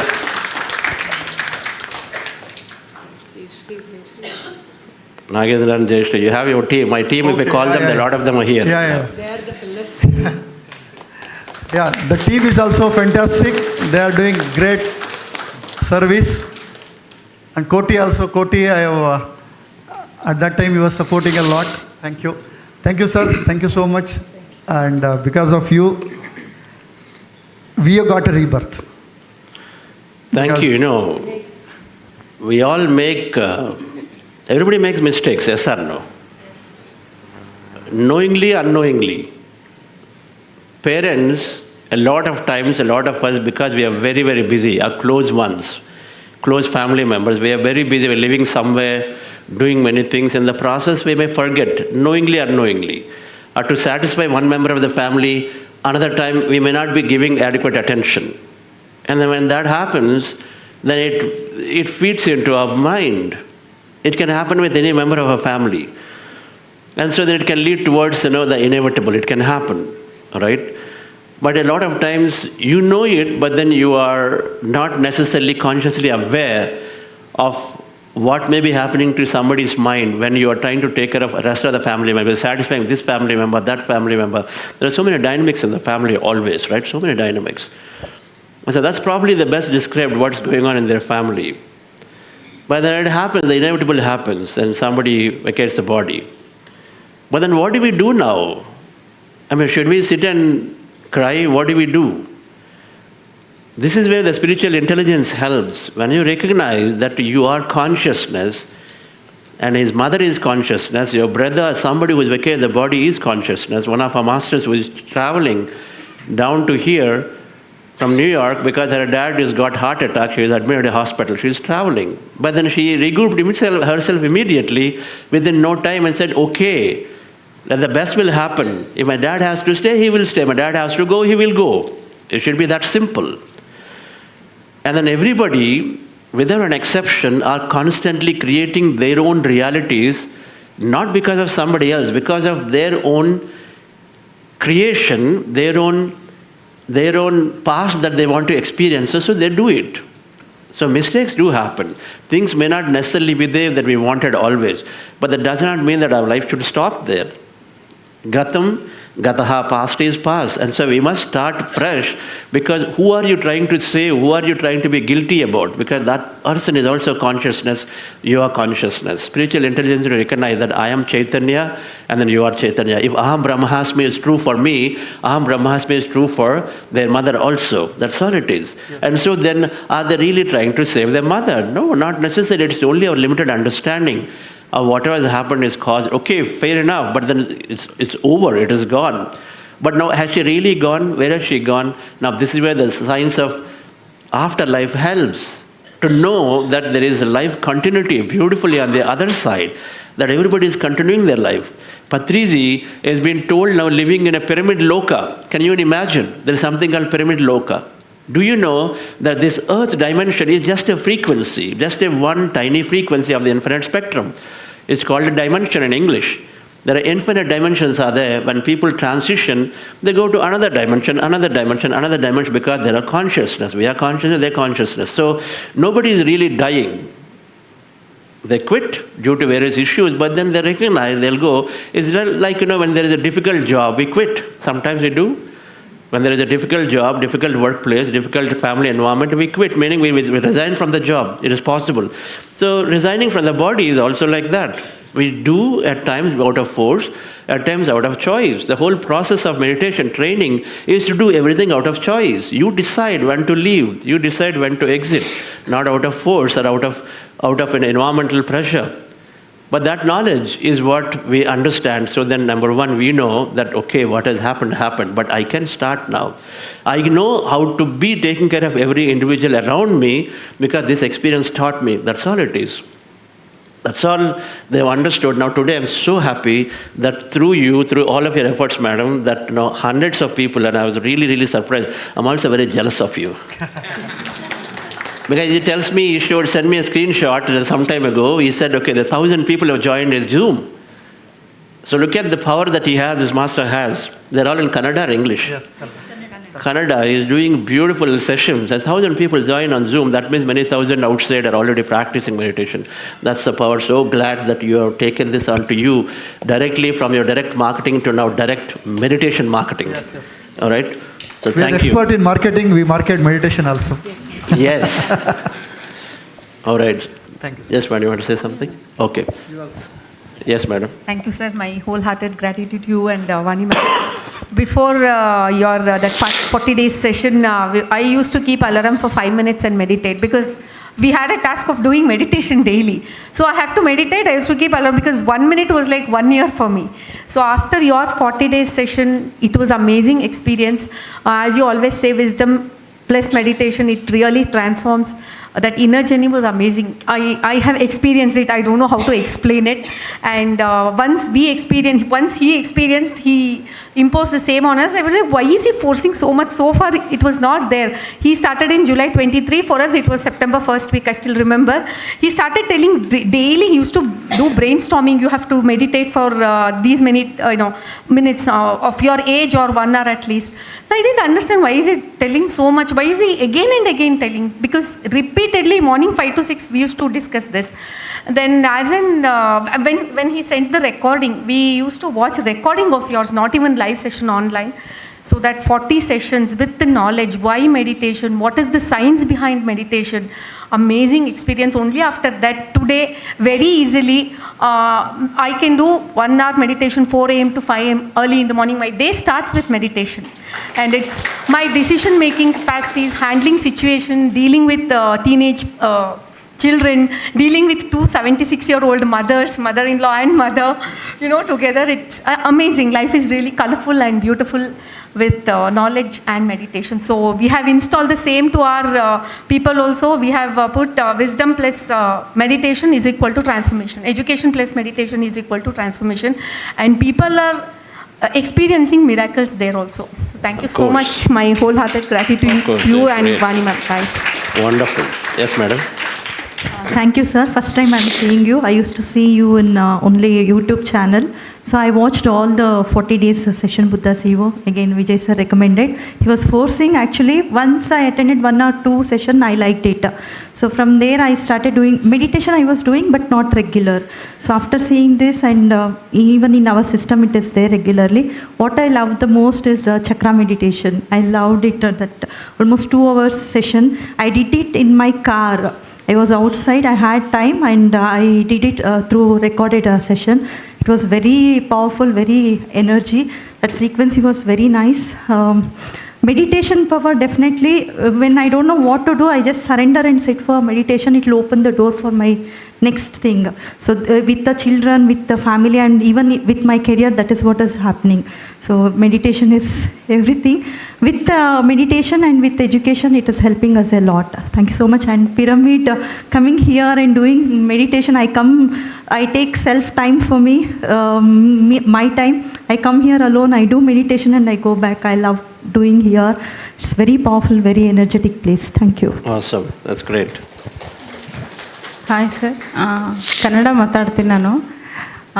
Thank you so much sir. Actually ನನ್ನ life rebirth ಅಂತಲೇ ಹೇಳ್ಬೋದು ಚಂದ್ರ ಸರಿಂದ. God ಅಂತಲೇ ಹೇಳ್ತೀನಿ. ಯಾಕೆಂದರೆ ತುಂಬ ಆಸ್ಕಿಂಗು ಸರ್ಚಲ್ಲಿ ಇರ್ತಾಯಿದೆ. ಮೆಡಿಟೇಷನ್ನು ಈ ಥರದ್ದು knowledge ಬೇಕು, ಸೋಲ್ ಜರ್ನಿ ಇದೆಲ್ಲ ಆತ್ಮಜ್ಞಾನ ಬೇಕು ಅಂತ ಹೇಳ್ಬಿಟ್ಟು. ಬಟ್ ಎಲ್ಲ ಕಡೆ ಅಲ್ಲಿ ಇಲ್ಲಿ ಸ್ವಲ್ಪ ಸಿಕ್ತಿತ್ತು, ಒಂದು ಕ್ಲಾರಿಟಿ ಸಿಗ್ತಿರ್ಲಿಲ್ಲ ನನಗೆ. ಯಾವುದು ಹೆಂಗೆ ಒಂದು ಫ್ಲೋನಲ್ಲಿ ತೊಗೊಂಡೋಗ್ಬೇಕೋ ಗೊತ್ತಾಗ್ತಿರ್ಲಿಲ್ಲ. ಒನ್ಸ್ ಮಮತಾ ನನ್ನ ಸಿಸ್ಟರು ಅವಳು ಸೇಮ್ ಆ ಬುಕ್ಸನ್ನ ತೊಗೊಂಬಂದು ಜಸ್ಟ್ ಹೇಳಿದ್ಲು, ಈ ಥರ ಒಂದು ಕ್ಲಾಸ್ ಇದೆ, ಅಟೆಂಡ್ ಆಗ್ತೀಯಾ ಆನ್ಲೈನಲ್ಲಿ ಅಂತ. ಆಯಿತು, ಓಕೆ ಮಾಡ್ತೀನಿ ಅಂತ ಜಸ್ಟ್ ಅಟೆಂಡ್ ಆದೆ. ಅವತ್ತು ಮಾರ್ನಿಂಗ್ 6 o'clock ಇರ್ತಿತ್ತು. ಫಸ್ಟ್ ಡೇ ಏನು ಅನ್ನಿಸ್ತು, ಎಲ್ಲೋ ಒಂದು ಕಡೆ ನನಗೂ ಎಲ್ಲ ಗೊತ್ತು ಅನ್ನೋದು ಇತ್ತು, ಬ್ಯಾಕ್ ಆಫ್ ದ ಮೈಂಡ್ ಹೇಳಬೇಕು ಅಂತೇಳಿದರೆ. ಜಸ್ಟ್ ಸರಿ ನೋಡೋಣ ಇದು ಏನಿದೆ ಅಂತೇಳಿ ಆನ್ ಮಾಡಿ ಕೆಲಸ ಮಾಡ್ತಾ ಇದ್ದೆ. ಕ್ಯಾಶುವಲಾಗೆ ಮೆಡಿಟೇಷನ್ ನಡೀತಾ ಇತ್ತು, ಸರಿ ಬಿಡು ನಡೀತಿದೆ ಅಂತೇಳಿ.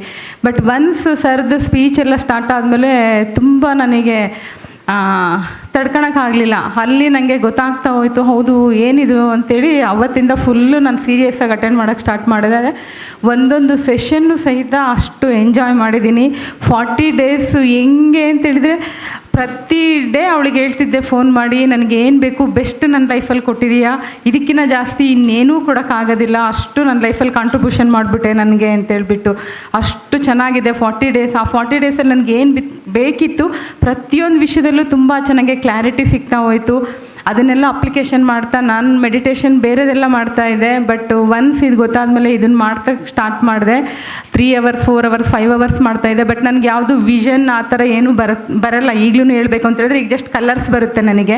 ಬಟ್ ಏನಾಗ್ತಾಯಿತ್ತು ಅಂದರೆ ನನ್ನ ಇನ್ಸೈಡಲ್ಲಿ ತುಂಬ ಅವೇರ್ನೆಸ್ ಸ್ಟಾರ್ಟ್ ಆಗ್ತಾ ಹೋಗ್ತಿತ್ತು. ನನಗಿರೋ ಎಷ್ಟೋ ಕ್ವಶನ್ಸಿಗೆ ನನ್ನೊಳಗಡೆಯಿಂದ ಆನ್ಸರ್ ಬರೋದಕ್ಕೆ ಸ್ಟಾರ್ಟ್ ಆಗ್ತಾ ಹೋಯ್ತು. ಹೊರಗಡೆ ನನಗದು ಬುಕ್ಸಲ್ಲಿ ಓದಿದರೆ ಬೇರೆಯವ್ರು ಹೇಳಿದ ಟೈಮಲ್ಲಿ ಕೇಳಿದ್ರೂ ಸಹಿತ ನನಗೆ ಅಕ್ಸೆಪ್ಟ್ ಮಾಡೋಕ್ಕಾಗ್ತಿರ್ಲಿಲ್ಲ. ನನ್ನ ಒಳಗಡೆನೇ ನನಗೆ ಗೊತ್ತಿಲ್ಲದಂಗೆ ಅಕ್ಸೆಪ್ಟ್ ಮಾಡೋಕ್ಕೆ ಸ್ಟಾರ್ಟ್ ಆಗ್ತಾ ಹೋದೆ. ಪ್ರತಿಯೊಂದು ನನ್ನ ಕ್ವಶನಿಗೆ ಆನ್ಸರ್ ಸಿಗ್ತಾ ಹೋಯ್ತು. This is amazing journey. ಹೇಳಬೇಕು ಅಂತ ಹೇಳಿದರೆ ನಿಜವಾಗ್ಲೂ ಥ್ಯಾಂಕ್ಸ್ ಟು ಗಾಡ್. ದೇವರು ವ್ಯಕ್ತಿಗಳ ರೂಪದಲ್ಲಿ ಬಂದು ನಮಗೆ ಪರಿಚಯ ಮಾಡಿಸ್ತಾರೆ ಅನ್ನೋದಕ್ಕೆ this is the best example. ನಾನಂತೂ ನನ್ನ ಲೈಫಲ್ಲಿ ಅದನ್ನೇ ಹೇಳ್ತೀನಿ. ಎಷ್ಟೋ ಒಂದು ವ್ಯಕ್ತಿಗಳ ಮುಖಾಂತರ ಭಗವಂತ ನನಗೆ ಬಂದು ಎಷ್ಟೋ ಒಂದು ಕೊಡ್ತಾ ಇದ್ದಾರೆ. ನಾನು ರೆಡಿ ಇರಬೇಕಲ್ವ ಅದನ್ನು ರಿಸೀವ್ ಮಾಡೋದಕ್ಕೆ ಅಂತೇಳಿ. ವಂಡರ್ಫುಲ್ ಸೆಷನ್ ಚಂದ್ರ ಸರ್ದು. Thanks a lot sir. Thank you so much. Thank you. She's saying, of course, when you are serious and sincere, consciousness is there to help you.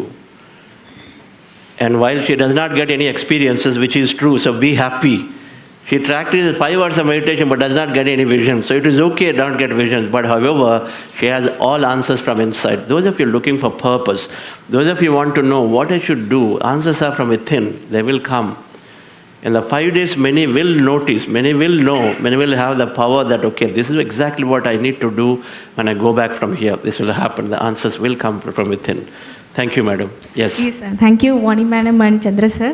ಯಾಕೆ ಅಂತ ಹೇಳಿದರೆ 2018ಇಂದ ನಾನು ವಿಜಯ್ ಸರ್ ಜೊತೆಗೆ life ಎಜುಕೇಷನಲ್ಲಿ ಈ ಒಂದು ಜರ್ನಿಯಲ್ಲಿರೋದು. 2018 ಬಿಫೋರ್ ಅಂತ ಹೇಳಿದರೆ ಆ್ಯಸ್ ಹೆಂಗೆ ಅಂತ ಹೇಳಿದ್ರೆ ನಾರ್ಮಲ್ ಒಂದು ಹೌಸ್ ವೈಫ್, 2 ಮಕ್ಕಳು, ಗಂಡ, ಅಷ್ಟೇ ನನ್ನ ಒಂದು ಲೈಫ್ ಆಗಿದ್ದಿದ್ದು. ಆದರೆ 2018ಇಂದ ವಿಜಯ್ ಸರ್ ಲೈಫ್ ಎಜುಕೇಷನ್ ತೊಗೊಂಡಾದಮೇಲೆ there is a lot of transformation. Okay, ಅದು ಅಲ್ಲಿಂದ ಅಗೇನ್ ನಾನೊಂದು ಎಜುಕೇಷನ್ ಒಂದೆಲ್ಲ ಕಂಪ್ಲೀಟ್ ಮಾಡಿಕೊಂಡು ಒಂದು BEd ಕಂಪ್ಲೀಟ್ ಮಾಡಿಕೊಂಡು ಒಂದು 10th ಸ್ಟ್ಯಾಂಡರ್ಡ್ ಹ್ಯಾಂಡಲ್ ಮಾಡಿ ಅದೆಲ್ಲ ಎಷ್ಟು ಈಸಿಯಾಗಿ ಆಯಿತು ಅಂತ ಹೇಳಿದ್ರೆ ಇದೆಲ್ಲ ತುಂಬ ಸ್ಮೂತ್ ಗೋಯಿಂಗಲ್ಲಿ ಎಲ್ಲ ಆಗ್ತಾ ಹೋಯಿತು. ಅಂದ್ಕೊಳ್ದೇ ಇರೋದೆಲ್ಲ ನನಗೆ ಮಾಡೋದಕ್ಕೆ ಸಾಧ್ಯ ಆಯಿತು ಲೈಫ್ ಎಜುಕೇಷನಿಂದ. ಅಂದರೆ ಲೈಫಲ್ಲಿ ಇನ್ನೂ ಚಾಲೆಂಜಸ್ ಅಗೇನ್ ಎಲ್ರಿಗೂ ಗೊತ್ತಿರೋ ಹಾಗೆ ಬರ್ತಾನೆ ಇರುತ್ತೆ. ಆ ಚಾಲೆಂಜಸ್ ಫೇಸ್ ಮಾಡಬೇಕು ಅಂತಂದಾಗ ನನಗೆ ಅನ್ಎಕ್ಸ್ಪೆಕ್ಟೆಡ್, ನಾನು ಅಂದ್ಕೊಂಡಿರಲಿಲ್ಲ ನನ್ನ ಲೈಫಲ್ಲಿ ಆ ಥರದ್ದು ಒಂದು ಚಾಲೆಂಜಸ್ ಬಂತು. ಓಕೆ, ನನ್ನ ಹಸ್ಬೆಂಡ್ ರಿಲೇಷನ್ಶಿಪ್ಪಲ್ಲಿ ಹಾಗೆ ಬಂದಾಗ ಹಿಂಗೆ ಏನು ಮಾಡೋದು, ಲೈಫ್ ಎಜುಕೇಷನ್ ಇದ್ದೀನಿ, ಅಪ್ಲೈ ಮಾಡ್ತಾ ಇದ್ದೀನಿ ಎಲ್ಲದನ್ನು, ಆದ್ರೂ ಕೂಡ ಅದನ್ನು ಕ್ಲಿಯರ್ ಮಾಡ್ಕೊಳಕ್ಕಾಗ್ತಿಲ್ಲ ನನಗೆ. ಆ ಥರ ಒಂದು ಸ್ಟೇಜು ಹುಡುಕ್ತಾ ಇದ್ದೆ, ಇದೆಲ್ಲ ಮಾಡ್ಕೊಳ್ತಾ ಇದ್ದೀನಿ, ಆದರೂ ಯಾಕೋ ಏನೋ ಆಗ್ತಿಲ್ವಲ್ಲ ನನಗೆ, ನಾನು 100% ನನ್ನ ಲೈಫ್ ಅಂತ ಅನ್ನಿಸ್ತಿಲ್ಲ ನನಗೆ, ಇನ್ನೂ ಚಾಲೆಂಜಸ್ ಇದೆ, ಇನ್ನೂ ಹಸ್ಬೆಂಡ್ ಜೊತೆಗೆ ಒನ್ನೆಸ್ ನನಗೆ ಮಾಡ್ಕೊಳಕ್ಕಾಗ್ತಿಲ್ಲ, ಏನೋ ಮಿಸ್ಸಿಂಗ್ ಇದೆ ಹುಡುಕ್ತಾನೇ ಇದ್ದೆ. ಆ ಏನು ಮಿಸ್ಸಿಂಗ್ ಅನ್ನೋದು ನನಗೆ ಗೊತ್ತಾಗಿದ್ದು ಅಗೇನ್ ಚಂದ್ರ ಸರ್ ಒಂದು ಮೆಡಿಟೇಷನ್ ಆನ್ಲೈನ್ ಕ್ಲಾಸಸ್ ಬುದ್ಧ ಸಿಒ ಅಟೆಂಡ್ ಮಾಡಿದಾಗ ಮಿಸ್ಸಿಂಗ್ ಇರೋದೇ ಮೆಡಿಟೇಷನ್ ಅಂತ. ಹಾಗೆ ಒಂದು ಯೂನಿವರ್ಸ್ ಎನರ್ಜಿ ಜೊತೆಗೆ ನಾನು ಕನೆಕ್ಟೇ ಆಗಿಲ್ಲ. ಅಪ್ಲೈ ಮಾಡ್ತಾ ಇದ್ದೀನಿ, ಗೊತ್ತಿರೋದನ್ನು ಕಲ್ತ್ಕೊಂಡಿರೋದನ್ನು ಇನ್ನೂ ಎಫೆಕ್ಟಿವ್ ಆಗಿ ಅಪ್ಲೈ ಮಾಡಬೇಕು ಅಂತ ಹೇಳಿದ್ರೆ ನನಗೆ ಆ ಯೂನಿವರ್ಸ್ ಎನರ್ಜಿ ಬೇಕಾಗಿದೆ. ಆ ಎನರ್ಜಿ ನನ್ನ ಒಳಗಡೆ ಮಿಸ್ ಆಗಿದೆ ಅಂತ ಆ ಎನರ್ಜಿ ಜೊತೆ ಕನೆಕ್ಟ್ ಆದಾಗ ಇನ್ನೂ ಹಲವಾರು ವೇ ನನಗೆ ಅಪ್ಲೈ ಮಾಡ್ಕೊಳ್ಳೋದಕ್ಕೆ ಗೊತ್ತಾಗಬೇಕಾಗಿದೆ ಅನ್ನೋದು ಗೊತ್ತಾಯಿತು. ಓಕೆ, ಅದು ಗೊತ್ತಾಗಿ ಅದನ್ನೆಲ್ಲ ಅಪ್ಲೈ ಮಾಡ್ಕೊಳ್ತಾ ಬಂದಾಗ ಅಗೇನ್ ಒಂದು ನಿಮಗೂ ಇಲ್ಲಿ ಗೊತ್ತಿಲ್ಲ ಬರ್ಬೋದು ಅನಿಸುತ್ತೆ, 100% ರೆಸಿಸ್ಟೆನ್ಸ್ ಅನ್ನೋದು, ಆ ರೆಸಿಸ್ಟೆನ್ಸ್ 100% ಡ್ರಾಪ್ ಆಗೋದಕ್ಕೆ ನನಗೆ ಸಾಧ್ಯ ಆಗಿದ್ದೇನೆ ಈ ಒಂದು ಮೆಡಿಟೇಷನಿಂದ. ಓಕೆ, ಆ ಮೆಡಿಟೇಷನ್ 100% ಇವಾಗ ಪ್ರಾಕ್ಟೀಸ್ ಮಾಡ್ತಾ ಇದ್ದೀನಿ. ನನ್ನ ಹಸ್ಬೆಂಡ್ ಜೊತೆಗೆ ಕಂಪ್ಲೀಟ್ 100% ಒನ್ನೆಸ್ನ ಕ್ರಿಯೇಟ್ ಮಾಡ್ಕೊಳ್ಳೋಕ್ಕಾಗಿದೆ with Vijay sir life education and Chandra sir ಮೆಡಿಟೇಷನಿಂದ. Thank you so much sir. Thank you. So it is difficult. I kept searching what is missing in my life. Meditation initially brought me some calmness to improve my relation with my husband, with people, but still I was searching for what is missing. I come to the conclusion meditation was missing. Once that meditation is added, everything started happening. And then she used the word oneness, that I am truly into oneness. Oneness with her husband, oneness with her spouse, family members, first needs to happen. Otherwise you have all judgments about them. Then of course it naturally extends. What is this oneness? Of course we'll explore a lot of that as we go along. And so thank you so much Vijay ji and then the entire team. Please continue your good work. And she said, my life was just 2 kids and me before, but now I'm completely transformed. Patriji asked her right in the first day, what are you doing, madam? Anyway, she's going to share. But I will say, he said very proudly, I'm taking care of children. He said, animals also take care. What is special about it? He really made her think that your potential is a lot more just than doing that. Of course, every mother's greatest responsibility is to raise the finest human beings. It is there, but that doesn't mean that that's where we stop. And then today, these masters are doing an amazing, amazing work, moving so many hundreds of people just because they felt about it, they thought about it. Meditation gave us the power to do something much more than what we think we are. So thank you. Thank you. All right. Yes. All right. Wonderful. Yes. Thank you. Thank you, madam. Yes. Thank you.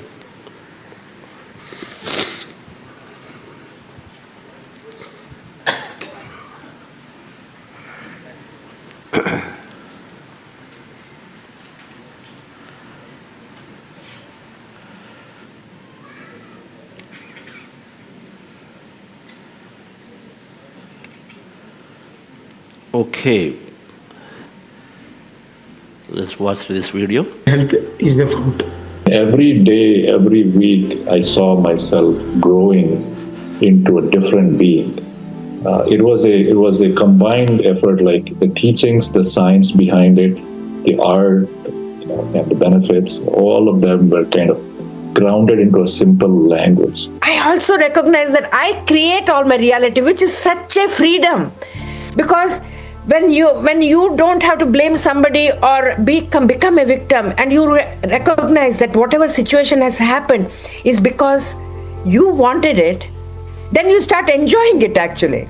With the practice of meditation, we could see amazing response within 6 days. The conflicts between the colleagues are getting resolved, and sister doctor conflicts are going away, and even intra-familial family issues were also getting resolved.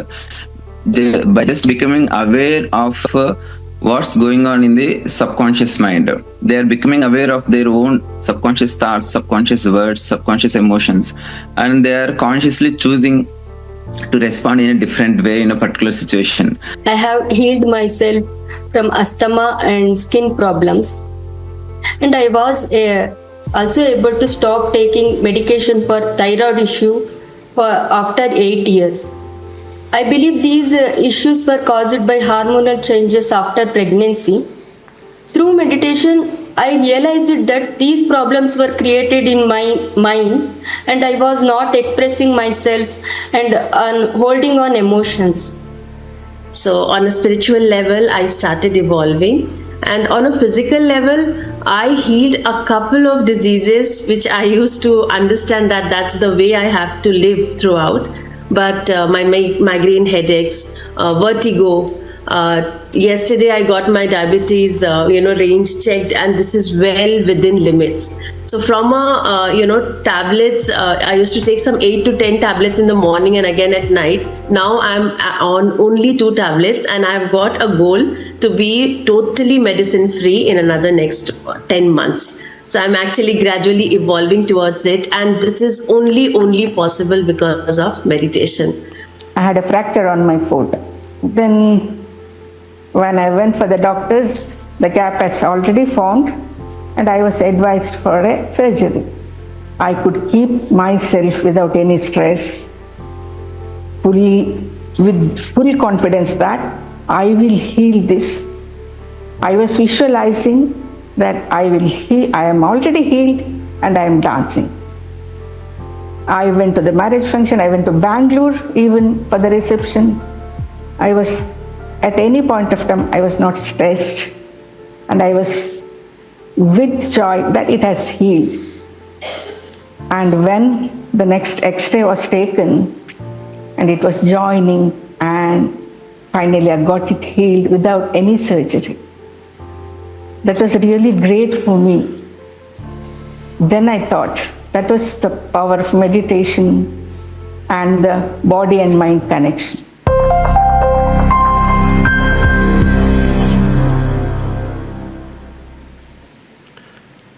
Okay. So we see and we hear a lot of stories during the next 4 days also. And the foundation is this. The master before was strongly determined that she can heal. Surgery is required. Many people go for surgery pretty easily. But then if you are determined,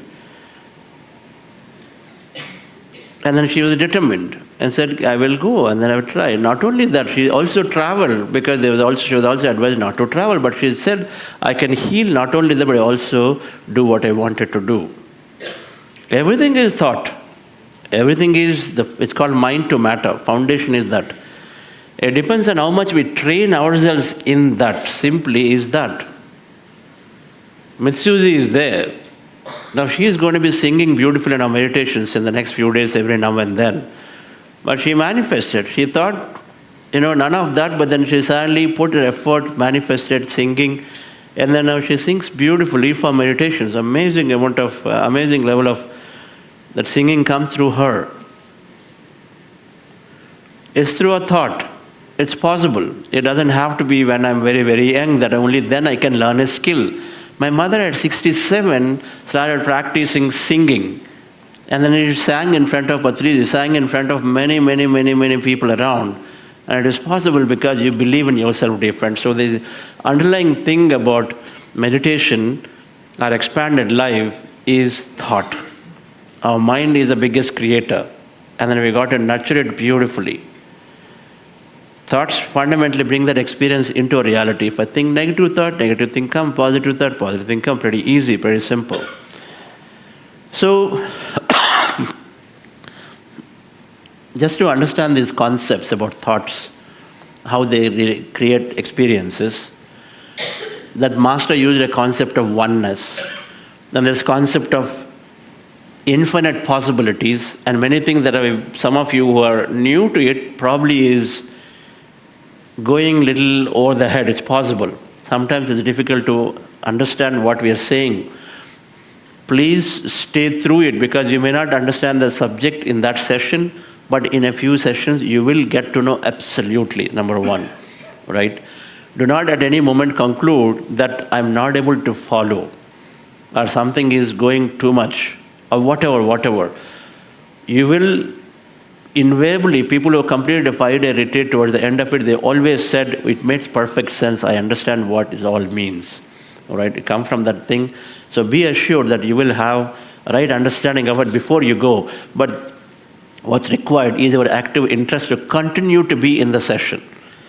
If you didn't understand in the first session, doesn't mean that the second session you won't understand. If you didn't have proper meditation in the first session, the way you felt it, doesn't mean the next one is not good. It's non-linear. It doesn't scale like a skill that you're doing. It is non-linear. That means one is good, another one is not necessarily good. All it requires is a small trigger. There's a master whom I just met. Who is it? Kalyan. Where is Kalyan? Yes. We'll listen to him. I don't know. He just said one word that changed me. And then we'll listen to him. What changed? I don't know what changed him. He told me briefly. But just one word is sufficient to change our thinking, change our life pattern. All that requires is that one sentence that we catch on to. So please be actively involved in the best possible way, even if you did not understand some of the concepts. So I'd like to go through this concept, and I need your undivided attention. This is very, very powerful. And several of the Buddha CEOs have done this. Several of the Buddha CEOs have done this, have gone through this. And so, but however, like it took me 10 iterations before I understood this fully. I'm sure we all are again diving into it, those of you who listened to this before.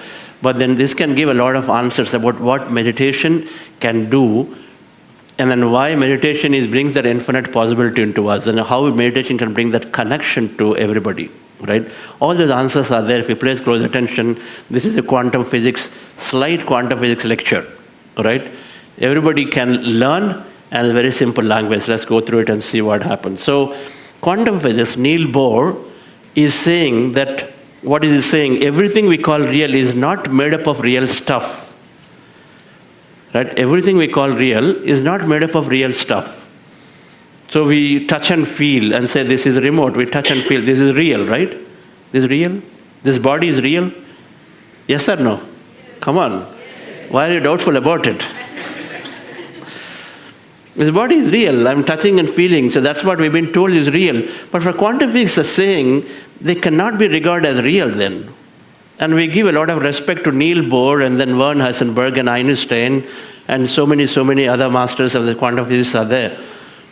There's only one thing they always say is that it's not real. Now look at this Werner Heisenberg. Now he's saying the reality we can put into words is never reality itself. You heard of Maya? The word Maya? Illusion. And we never cared for it. We never understood what that is. The entire world is Maya, illusion. He said like, what the hell? I mean, I can see it. What are you saying? It's illusion. Yes or no? Yes or no? This whole Vedanta says, it's all Maya, it's illusion, so let go. But we're not saying let go. Understand it is there. It comes and goes. Be the master of that creation. It comes and goes. Be the master. You know how it happens so that you can be the master of it in changing the reality to whatever that you want rather than getting stuck with it or completely renounce it. But in any case, they're saying that the reality you call is not reality. Quantum physics is saying it. Why is so? What is a quantum physics world like? You know what that day is like? By default, they're either going into the micro levels of whatever is there. They're going to the atoms, subatoms, they're going into that. They're going deep inside to see what is out there. What is this whole thing made up of? That's their job, to go into. And then where they can't see anything more, then apply their mind, constantly keep contemplating. Because we contemplate, where you place your thought, there you bring answers to yourself. It will come. When you contemplate, then you keep getting answers. That's why Ramana Maharshi's path is that. He said, inquire. For everything, inquire behind. Socrates' path is also that. Always question yourself about everything, and then you get some answers. And so the quantum physics are either going into the substances at the micro level, or they're constantly in their mind trying to understand, because it's beyond comprehension, and say how are particles, one particle and another particle, literally billions of miles apart. If this changes, this changes. If this changes, this changes, without having connection. They never figured it out. But they said, okay, there is something out there. Okay? There is an entanglement. So one particle changes here, another also changes suddenly. And so there are many things in the quantum physics. They only either think through the thought or through experimentation. This is an experimentation they were done through. So now there are three principles of quantum physics we explore. Number one, we are less matter, more energy. Number two, we as energy have unlimited potential and possibilities in us to experience. We as energy. We are not matter, we are energy. And we as energy, when you consider yourself as energy, then you have limitless possibilities. That means many experiences you can draw into your life. That is from a quantum physics perspective, you understand it. The third one is that your observation, your thought and feeling manifest that possibility into your reality. Your observation. Three principles we look to explore in this thing, and then many more in this as part of it. We'll look to understand this.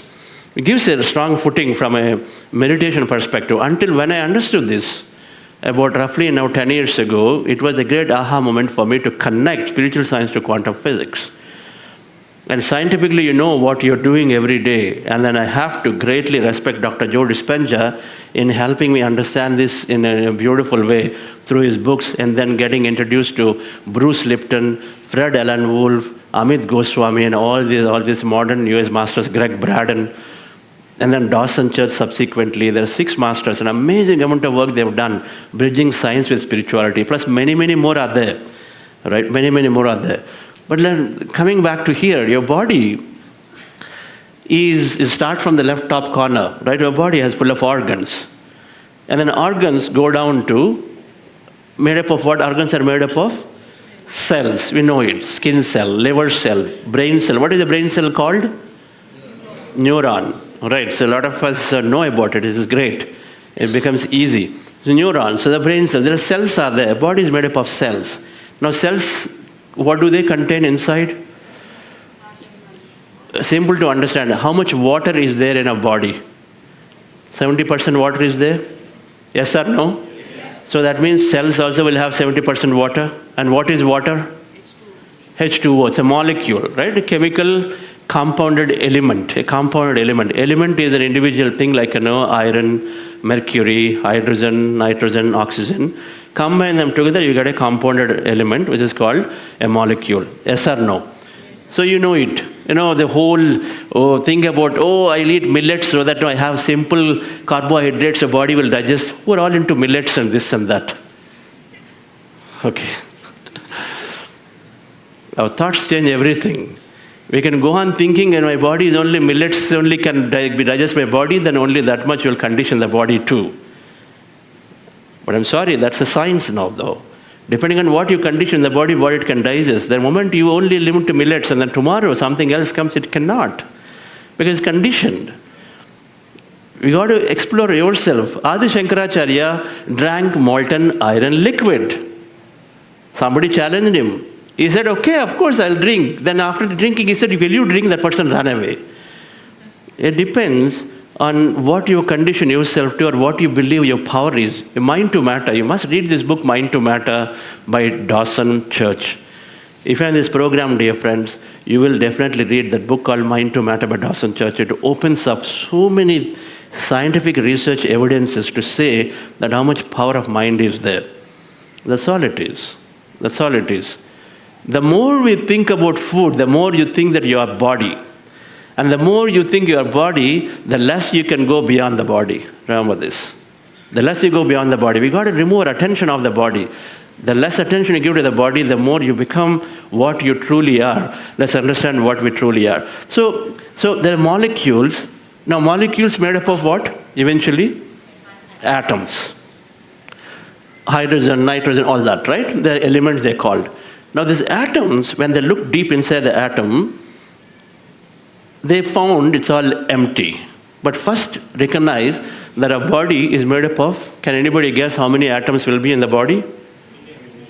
What's that? Trillions of them. You're absolutely right. So just the brain alone, the neurons in the brain alone are 60 to 80 billion. Just the brain alone. And so then the body, you can understand so many organs, so many cells are there. 60 to 80 billion cells are there. Cells have so many molecules and so many atoms, and so literally trillions and trillions of them combined is there. Now, an atom, when they looked at an atom, now how much of that atom that you see is empty? This one is one atom. How much of that is empty according to you as you see that right one there? A single nucleus in the center and then there is an electron around it. How much of it is empty? Come on, it's not that way there. It's not 99.9999%. You will say maybe 90, you will say 95, maybe 98, because there is still some electron is there is a neutron is there, nucleus, they're occupying space, and everything else is empty. Right? That's what we say. But here is what quantum physicists found. They found that an atom is practically empty. Are you with me? This is 100-year-old science now, it's not now. This is a 1915 discovery. So 99.99999999% empty. 11 or 12 lines empty. All right? And then I'd like you to round it. Please round it. 100 or 99?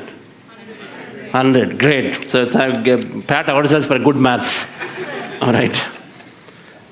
100% of the body is empty. If a cell is empty, an atom is empty, then can we say, extrapolate back to say that the entire body is empty then? Yes or no? What do you say, madam?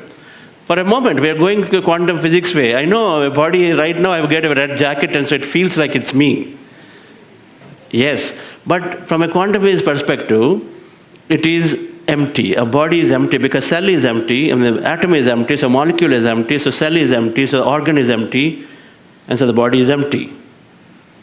You get a clue. When you go into space, what's your weight like? A less weight is there. You go into moon, what is the weight? What is the weight? Anybody? Technically? 1/6. So if an 100 kg person on moon is weighing how much?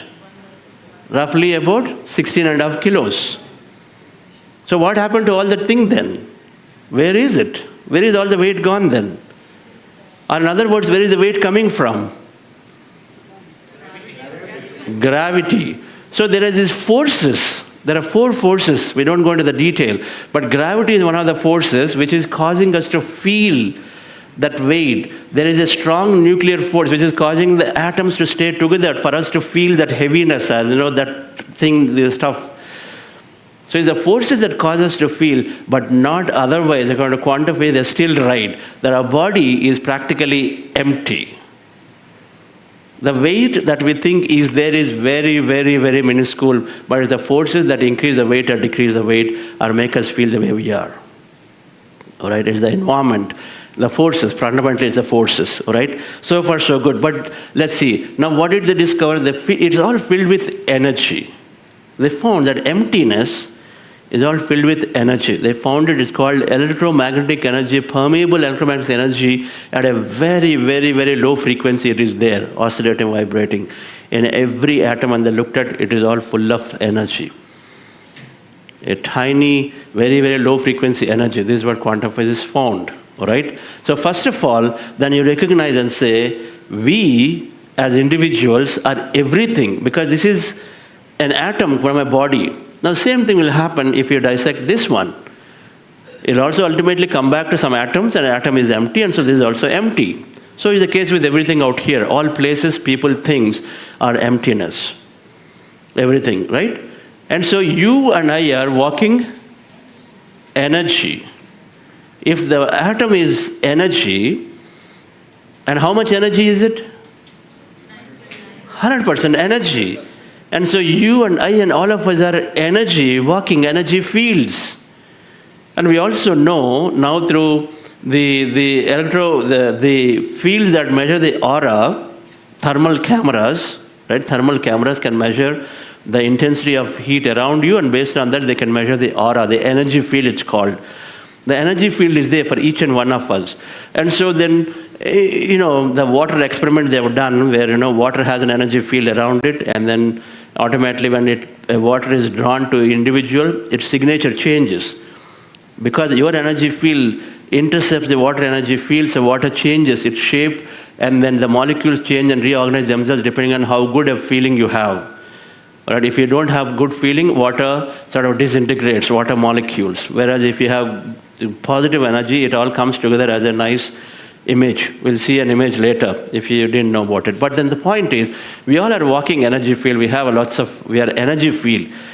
Now energy, as we go and we walk around this room as energy, will it all contain itself in a separate container, or will it just start spreading? What is the nature of energy? Energy is wave. Matter is particle, like a ball, like a marble. Whereas energy is wave, like your TV wave, a radio wave, a sound wave. Now, does it stay in one place? You will never get your mobile signal if it stayed in one place. You know it. And it goes in all directions, right? Once the TV antenna is there, energy goes in one direction, all directions. In all directions. Now think of yourself as the energy field walking. Now your energy is going around. So now what happens when the energy goes around? Does it intersect or it stays separate? It has to intersect. It has to intersect. So energy that we are, dear friends, when we are there, our energy is naturally traveling, extending. It is connecting to others. You take in a pond, drop two pebbles. So you get 2 waves. That's energy in action, right?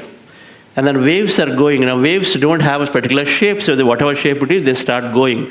And then eventually they merge into one single big wave of some nature, yes or no? And then after it becomes one new wave, can you go back and separate it to the 2 old waves? It's not possible. It's just connected so intricately to each, both of them are connected. So you can't separate them, they're only one. Now apply the same. We're all energy, and then our energy is spreading. So is it all coming together as one single entangled energy field? It's called quantum entanglement, where we're all entangled with each other significantly, but most importantly, we're connected with each other, become one field of energy. One field of energy. This is all called, now, how much of this energy is there? This quantum physics are saying everything on this thing in the universe, everything out there is energy. Everything. Whether it is Earth planet, whether it is Moon, whether it is Venus, whether it is Mars, whether it is beyond this galaxy, whatever is there, many galaxies which are different dimensions, all energy. Do you agree with quantum physics from that perspective? If it's all energy, then it's all then one field of energy. You are that energy, I am that energy, because we are inseparable in that field of energy.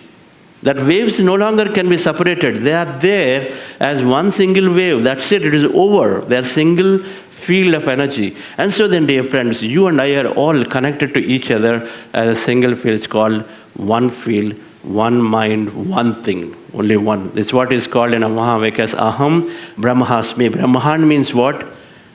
Brahman means the whole existence that is there. And they said Aham Brahmasmi. Now we understand a little bit of it. Experiencing is the next thing, but at least let's understand a little bit through scientific understanding. Right? So it's one field we understand, connected field we understand. So we're all very connected. Is why when you say something, if a mother is unhappy, do you think a child will know or not know without you speaking anything? Yes or no? You know it. If you are sensitive to the energies a little bit, which are so with the children, because they're so living gods, and so they beautifully understand, readily understand it. Even you know it. When you want to pay attention closely to your colleagues at workplace, you know which colleague is not happy that day or whatever reason, something is going on. They can show, it shows up to you, right? It shows up to you, you can sense it, and then you will talk to them and say, hey, what's going on? Is everything all right? You're going to say that to them, right?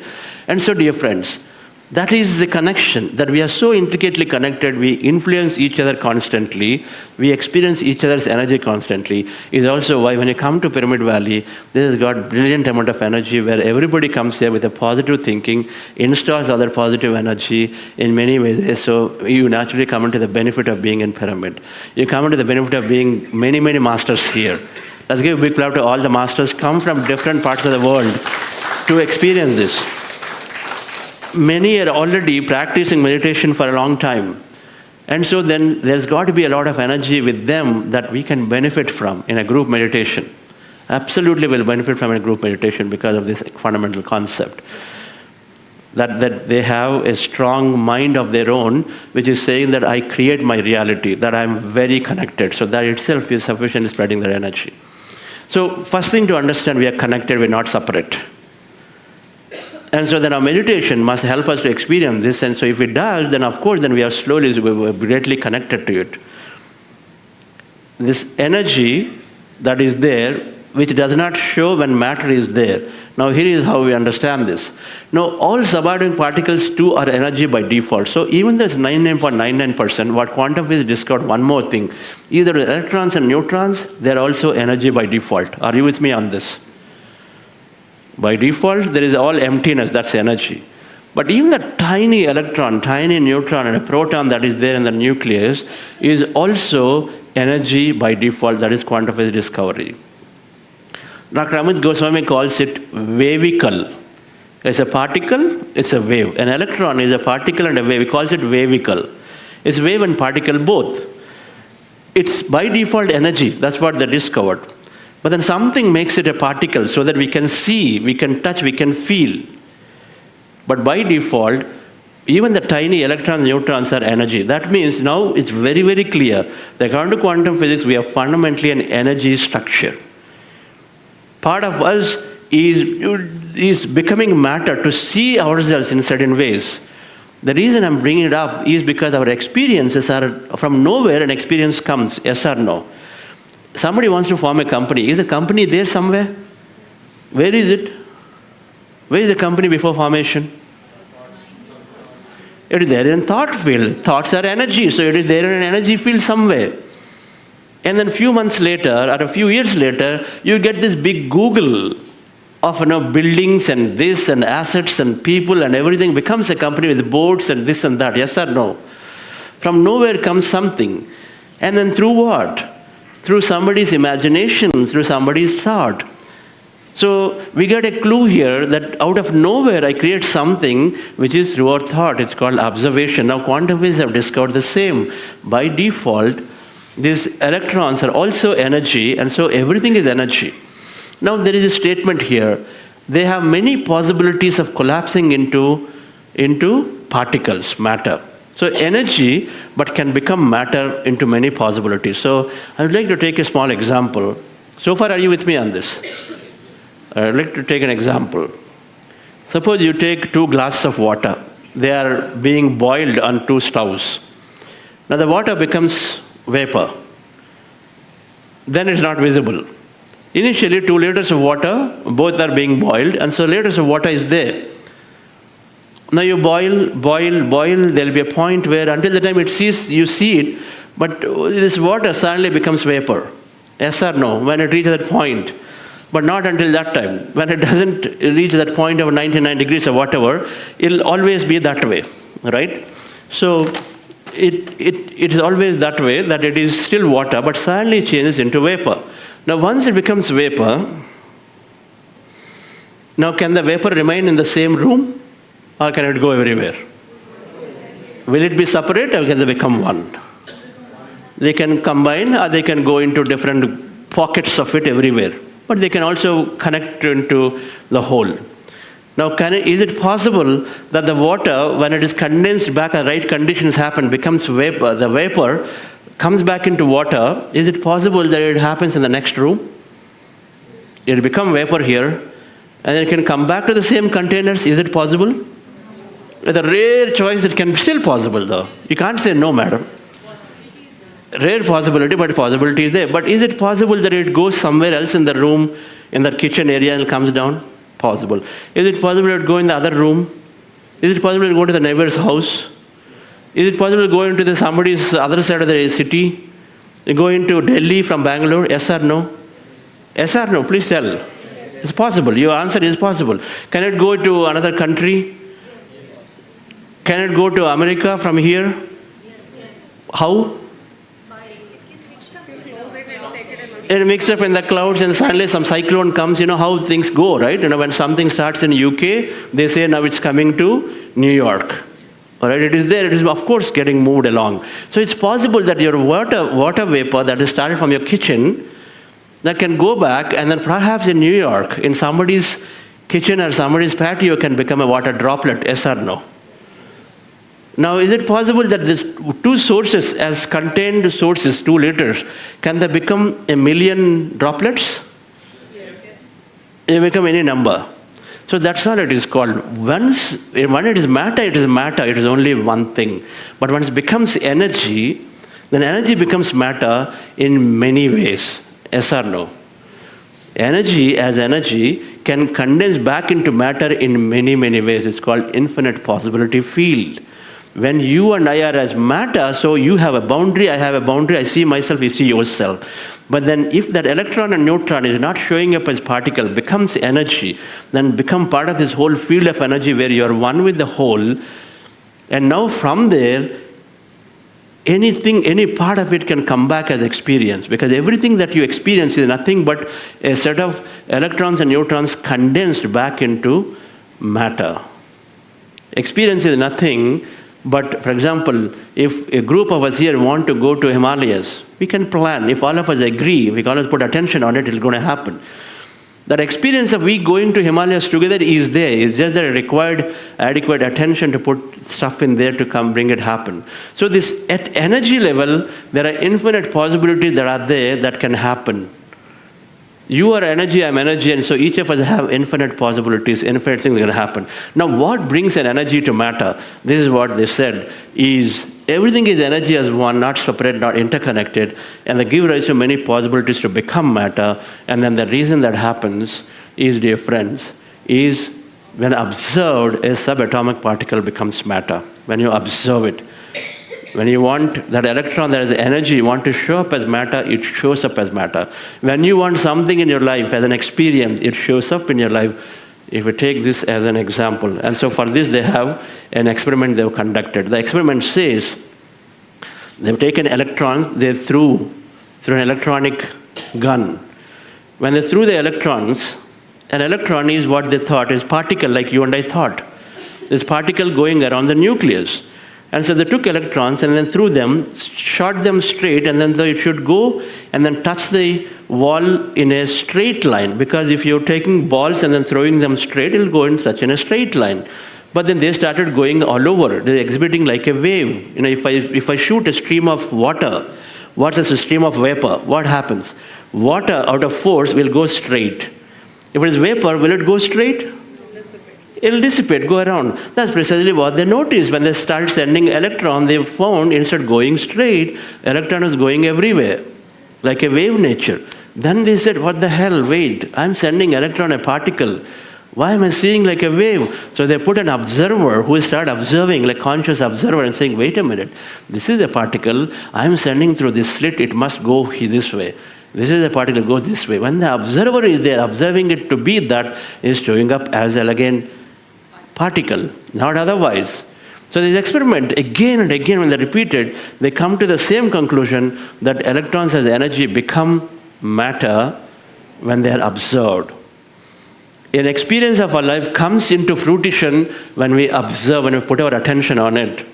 It doesn't matter. My body is not working. I have some IBS issues are there. Some things are not working. IBS, irritable bowel syndrome. There's no medical cure for it. Medicine says there's no cure. You got to live with it. That means what? You practically don't go out because you don't know when it gives up. So you can't plan. So the people who have IBS cannot really go out and then do much planning. They can only be within 1 hour distance from home or whatever so that they can hold. Or they got to have a toilet somewhere. And so that IBS, but then heals for people when they come into meditation. It is not otherwise possible. It heals because the same concept. The body is there in a decomposed form or whatever, in certain form, because certain beliefs have come in, certain things that have not done right or whatever. But then if I wish to heal, then I simply think about great amount of particles of the cell that are coming together, and then they're collapsing into matter to support my body to be a lot more there to digest itself or whatever. You're simply visualizing collapsing and healthy or whatever atoms and molecules that are coming together to support your body. So that's all it is, so that then you're replacing the old with the new, and so you're able to heal yourself by not saying things that are counterproductive. Saying that it won't heal is not possible, because your observation brings experience. Your observation brings an electron, which is as energy, into matter. So let's look at this experiment to see what that is, how is that so. And here we are, the granddaddy of all quantum weirdness, the infamous double slit experiment.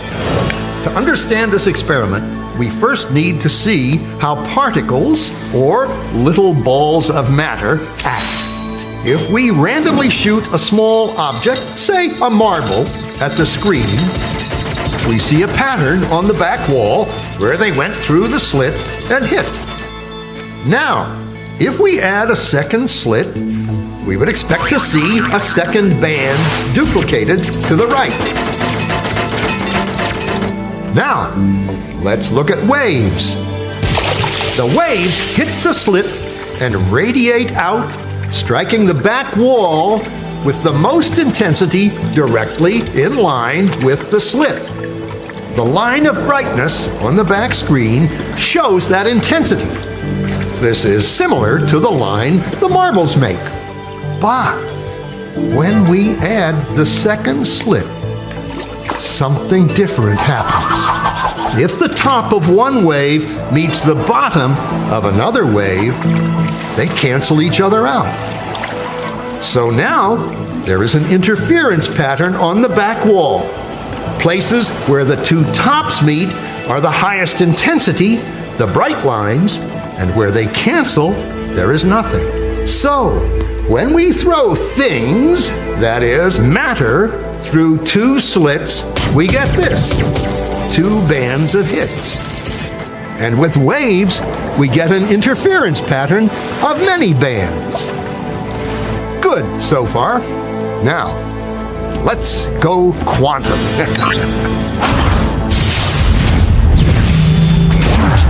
An electron is a tiny, tiny bit of matter, like a tiny marble. Let's fire a stream through one slit. It behaves just like the marble, a single band. So, if we shoot these tiny bits through two slits, we should get, like the marbles, two bands. What? An interference pattern. We fired electrons, tiny bits of matter through. But we get a pattern like waves, not like little marbles. How? How could pieces of matter create an interference pattern like a wave? It doesn't make sense. But physicists are clever. They thought, maybe those little balls are bouncing off each other and creating that pattern. So, they decide to shoot electrons through one at a time. There is no way they could interfere with each other. But after an hour of this, the same interference pattern is seen to emerge. The conclusion is inescapable. The single electron leaves as a particle, becomes a wave of potentials, goes through both slits, and interferes with itself to hit the wall like a particle. But mathematically, it's even stranger. It goes through both slits and it goes through neither. And it goes through just one and it goes through just the other. All of these possibilities are in superposition with each other. But physicists were completely baffled by this. So they decided to peek and see which slit it actually goes through. They put a measuring device by one slit to see which one it went through and let it fly. But the quantum world is far more mysterious than they could have imagined. When they observed, the electron went back to behaving like a little marble. It produced a pattern of two bands, not an interference pattern of many. The very act of measuring or observing which slit it went through meant it only went through one, not both. The electron decided to act differently, as though it was aware it was being watched. And it was here that physicists stepped forever into the strange, never world of quantum events. What is matter? Marbles or waves? And waves of what? And what does an observer have to do with any of this? The observer collapsed the wave function simply by observing.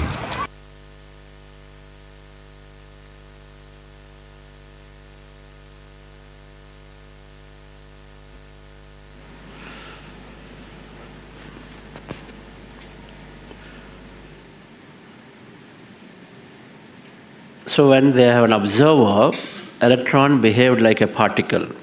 When there's no observer, it behaved like a wave. That's the essence of this thing. This is by Dr. Fred Alan Wolf. It is there on YouTube.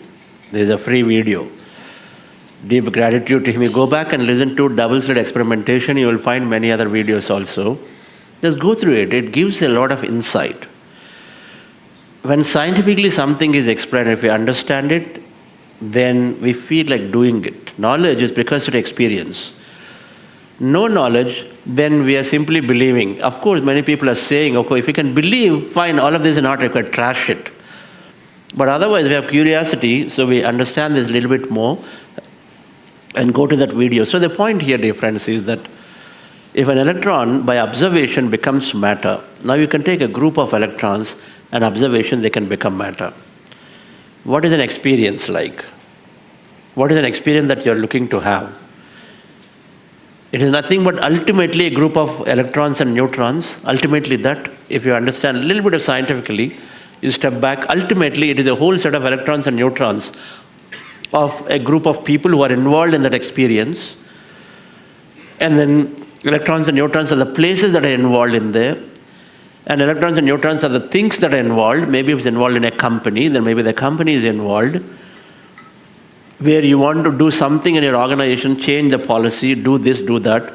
And so there are a group of people who are involved, motivated, they're together. So all of them think alike and then think about an experience, then it happens. Ultimately, those electrons, neutrons, which are there as energy of many people coming together, celebrating a great victory of something, can happen if you observe that experience. If you observe that experience, what is observation means? You can imagine that experience, you can construct that experience in your mind somewhere. You construct it, then you are talking of many, many electrons and neutrons, spanning across many, many people, places, things, doesn't matter. But you've been putting your attention and say, I would like to see that in physicality, where many of my colleagues come together and then we experience something special. I'd like to see myself of me running back my whatever morning walks and runs that I used to do, now I'm not doing. I want to see myself imagining that experience, so that all your bodies, those electrons and neutrons, come together to support you in that experience. If you have an experience where you are involved, where your park is involved, where other colleagues or neighbors are involved, together you're going back to doing your experience of running again. If you're motivated about enough that you can think about it actively, you can put your attention to it, then that experience, which is an energy, comes into matter. That's what quantum physics is. We can derive from quantum physics that our experiences are nothing but observation of these electrons and neutrons. What you simply have to construct by bringing the people, places, things into your imagination. Then you are collapsing all those electrons and neutrons into physicality through this concept of observation. Right? So, now that's a lot.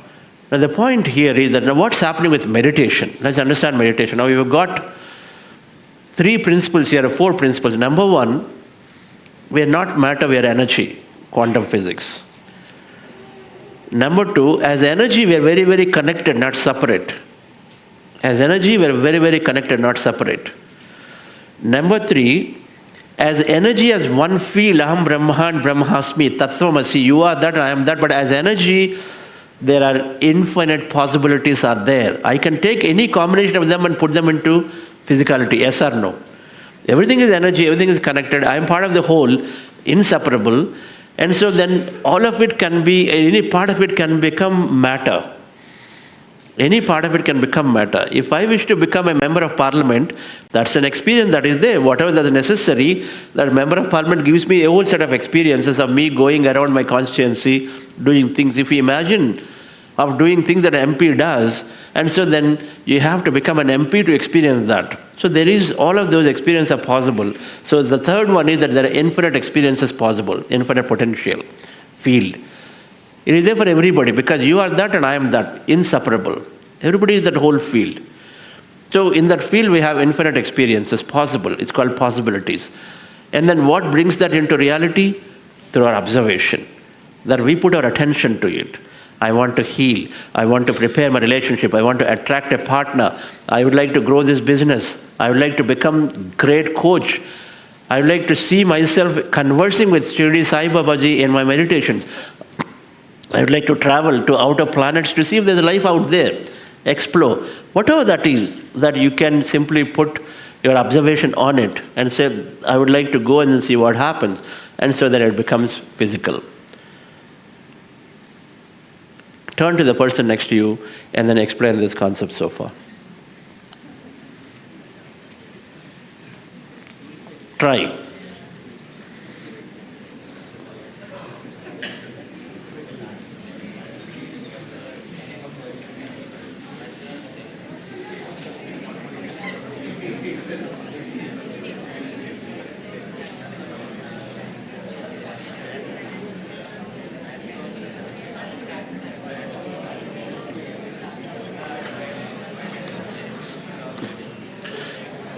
You know why we do this?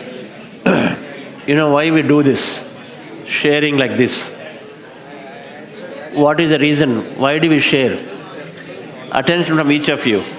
What's that? Yes. A neuroscience principle that says that cells that fire together, wire together.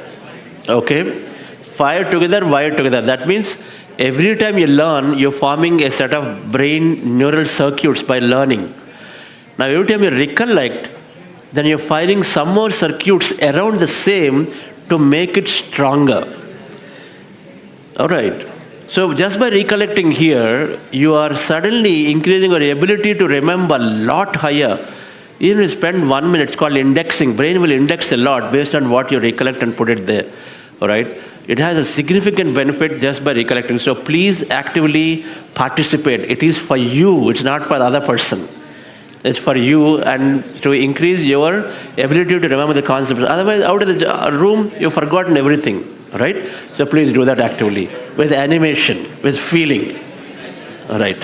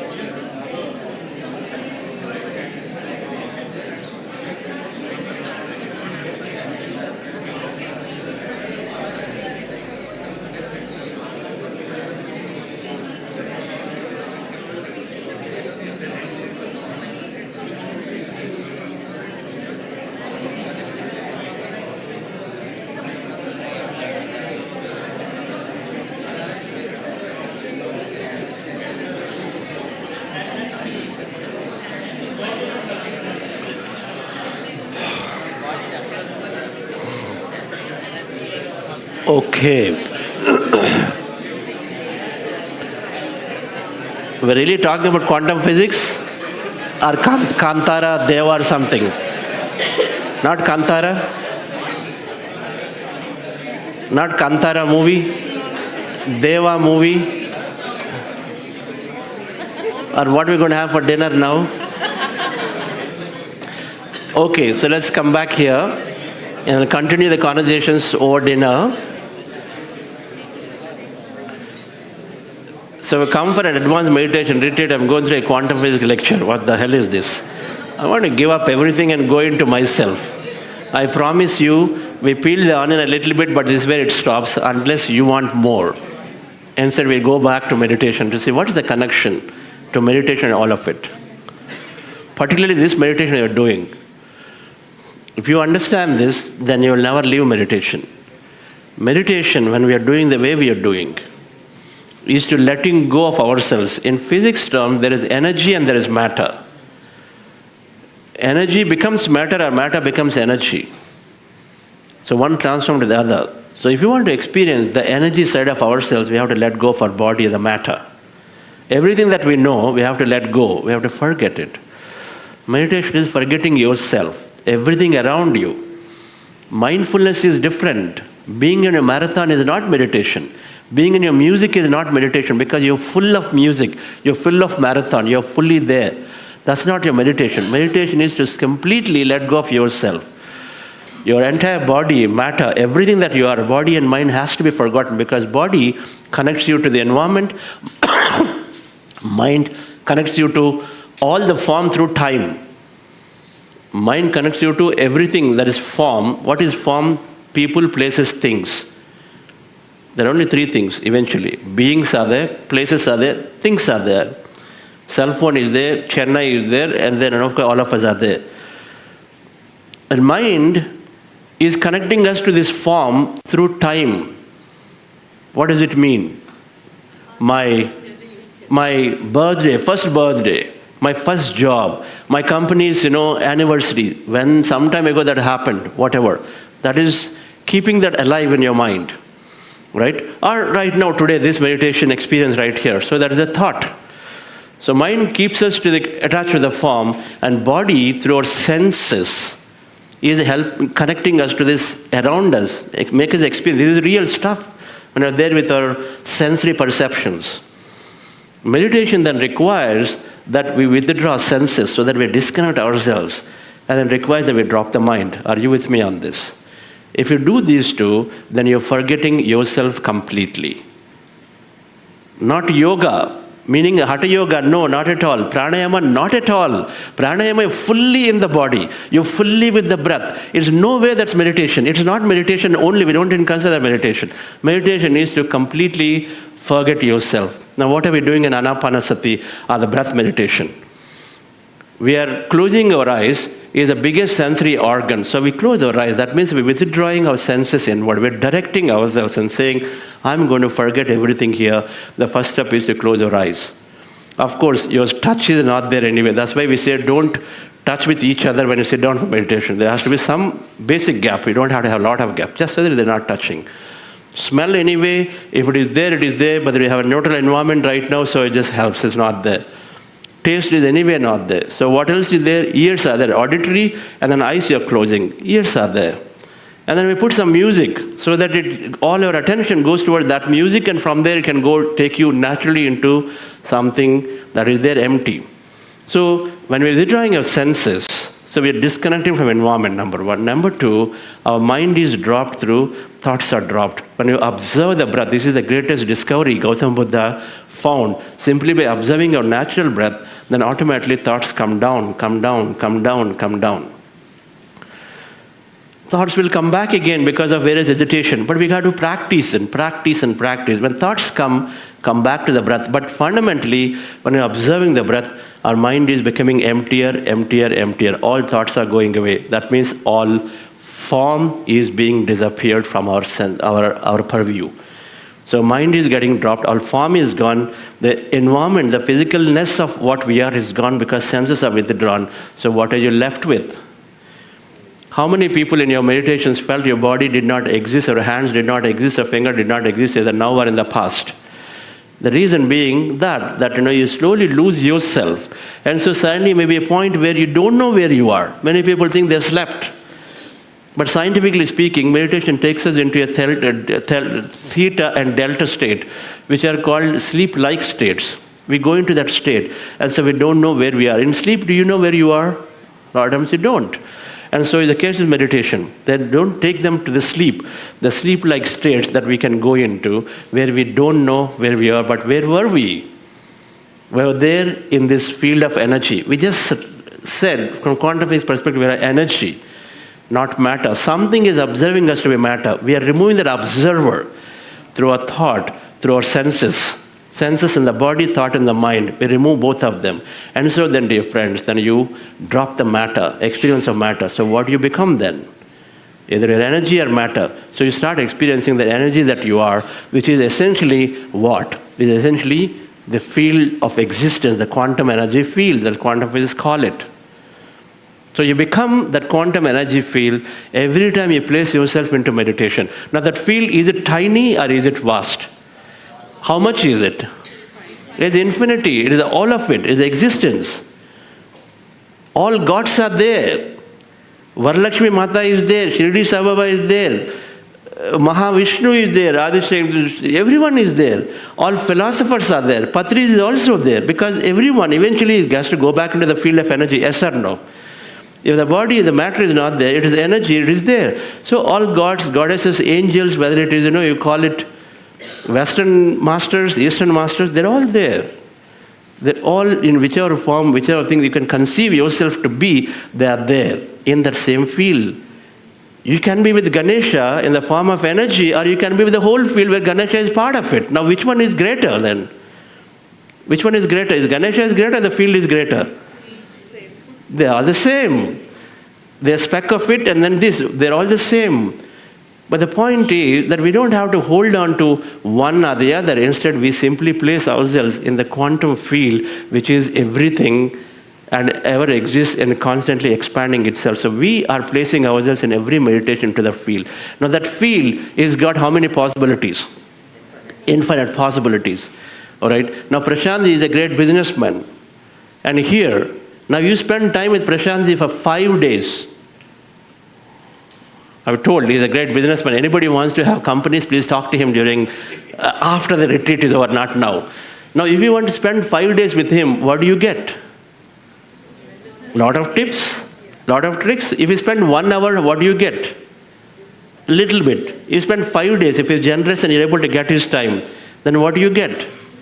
Lot of knowledge. You read his mind. You understand how his mind works and how he is able to take decisions. What are things important? How is he actually doing it? Because you are there with him for 5 days. You spend time. You know more about him. And then you know what makes him successful in whichever way. Now apply the same thing. You are in this field of energy. That thing that is infinitely there. Powerful. Potential. Everything is there in it. Because everything that you ever think of is there. If you get a thought, where is it coming from? If you get a thought, where is it coming from? From the field. So thought is coming from there. Whatever that may be, you're getting a lot of invention-oriented thought, something you're creating. It's coming from the field. You're a musician, you get a raga. And a lot of musicians say, I go into my quietness and I get my music. Yes or no? Anybody music here? Anybody sings or anybody plays instruments here? Yes, sir. So when you go into your quietness, when you really, a lot of times you close your eyes when you play music because you want to go in to channel that thing. We don't even know, but it comes from there. But a lot of times we think we did it. It's a different point. They'll come there later. But so then, if you are able to spend a week with Prashantji and then you get a lot of business tips, now you are there in this field of everything. And then what do you get? How should we spend less time or more time there? You want to become a businessman, should you spend more time with Prashantji or less time? And so if you want to get something where everything is there, and then you want to be there, then should you get more time? And you have whom there? The greatest and greatest businessmen are there in that field because the past and present, they are there. Prashantji is one Prashantji here, but then you've got all leaders of the past and present of business leaders are there sitting there. You could intention will withdraw it. We will understand we are there in the energy field of infinite possibility, infinite information, and so then we can tune into it. That's what happens in meditation. When you place yourself in the quantum field difference, you're tuning in to that infinite information. You're tuning into the infinite possibilities. What does it mean? What will you do? When you go to Prashantji, there are two things will happen. Either will study you and say, oh, this person wants to set up something, and I'll give you what he knows. He knows what you want, and he'll come down to your level and then give you what he knows. Not what he wants. He'll give you what he knows, yes or no. Right? But based on what? Based on your intention. But that's energy. Whether you express or not, in that field of energy, your intentions are already there as energy. They are there everywhere as signals that are there. And so then this field knows what your intentions are. So you go there and then you start channeling information that's required in meditation. Every time you go into the empty states, you channel that information into you, which becomes useful to you later on. You will say many things are happening. I thought about it, something is coming to me, because it is making things happen for you out there. If you spend time with Prashant, and if he gives you time, and then you as an intern, if you work within his company as an intern, he knows what you want, and then silently he'll make things happen from behind and say, I have to spend some time with him. He will call them and then tell them, yes or no. That's how things happen. And so is the case with the dear friend. This field, as the energy, if you understand, is also making things happen for us. And how big is it? Infinite. Is there a measure, is there a limitation to it? Can you have what you want in the infinity? Everybody can have what they want. It's infinity. There's no limit to it. There's no limit to it. All we have to do, dear friends, is to elevate ourselves into the field. The longer you are there, the more you're tuning into the information that is necessary for you, the more you're tuning into an experience that is important for you, and so things start happening. We just have to recognize and then be in that meditation. It's no limit time. 30 minutes time, okay, benefit meditation it's called. Okay, you know you want stress relief, you want some health, you want some manifestation, some desire is there. 30 minutes meditation, you limit. Go into it to the best possible way, because there everything is there. Now you say field is infinite, everything. So health can come, your relationships can come, because everything is there. Your business can grow. You can become a great master if you want. You can become like Patriji, you can set up this Pyramid Valley. You can do anything. Today, at Buddha Seva Quantum Foundation, we are dreaming that we'll set up at least 50 meditation institute of excellence and research centers around the world. We are dreaming. Where did the strength come from? I started dreaming. I'll tell you what. As we started thinking about this in the last 1 year, and then when Nagapradeep made some presentation, just about documenting, trying to know, at least three people, I've already approached. When I went to UK, one of the masters said, sir, I'm setting up something at Goa, and they were trying to acquire land. I'm thinking that I'll acquire land of 5 acres and then set up some meditation pyramid and then, some cottage and all that. So whatever you want, we can make it. It comes. I never approached him. When we were doing the retreat, he came, and then first time he's talking about it. When I went to Pune in the strip recently, our master Rishikesh directly took us to a place to show us land to buy, because he's thinking that he wants to buy some land and build a pyramid and things. You think something can come in front of you. It does. We went to St. Louis last year, and then he wanted to build a senior citizen home. So he's a vice president in Bank of America. He wants to build a senior citizen home. As he's retiring, he thought, he came to the retreat, then he changed it now. He's saying, I'll build a meditation center in the center, and the senior citizen home will be around it. Manifestations can take place when you have pure intentions and when you are at it. They can come that quickly, right? But the point is, the strength comes from the understanding that everything is possible. Everything is possible, dear friends. In the field of infinity, everything is possible. Do I believe it? Can I experiment on it myself with enough time so that you know that this can happen without giving up? A lot of times we give up too soon, too early. My company, I would have given up because 13 years it took for me to get my company acquired. Normally it takes 7 years for a software company. It took 13 years. I could have easily given up several times. I was going to give up. But that's where the good company environment prevails. That's where the mentorship with Patriji, that's where masters like Vani, who's got the messengers for all of us, will always be there, who's going to tell you something different. Say, don't give up, because there is something more I've seen. The field also gives us enough clues when you meditate to help you to walk on the path, even though it looks very, very difficult, or it looks totally gone. It doesn't seem like possible. In that time, when you are strongly believe in meditation to continue to stay on it, dear friends, you will have enough messages for you to latch on to it. Right? The point, this meditation is helping us to realize. That's why when Patriji told in the year 2003, when I came in, meditation gives everything. I said, what? How meditation can give everything?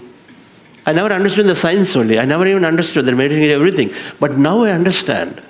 That you're going into the field, you're becoming the field, you're becoming the possibility of infinite. So everything is there in it. So it's up to you to access from it. Are you with me on this? When people told you intend and then just be there as if it's happening for you. You got to be in the state of surrender and then as if you know it's happening to you. I never understood what the sentence means. But now I understand that the field is making its own changes. Now we understand Prashantji sure is interested in the experience of that intern, and so he's making some changes behind. They may not show up tomorrow, but I'm sure they will show up appropriate time because people have to free themselves to time up and then give the intern extra time. So it can take time. You can't predict it, but things can happen, but things will happen. So that's what understanding, saying that, okay, when I place my intention and then I wait for it, knowing that I am the field and so I'm simply accessing from it.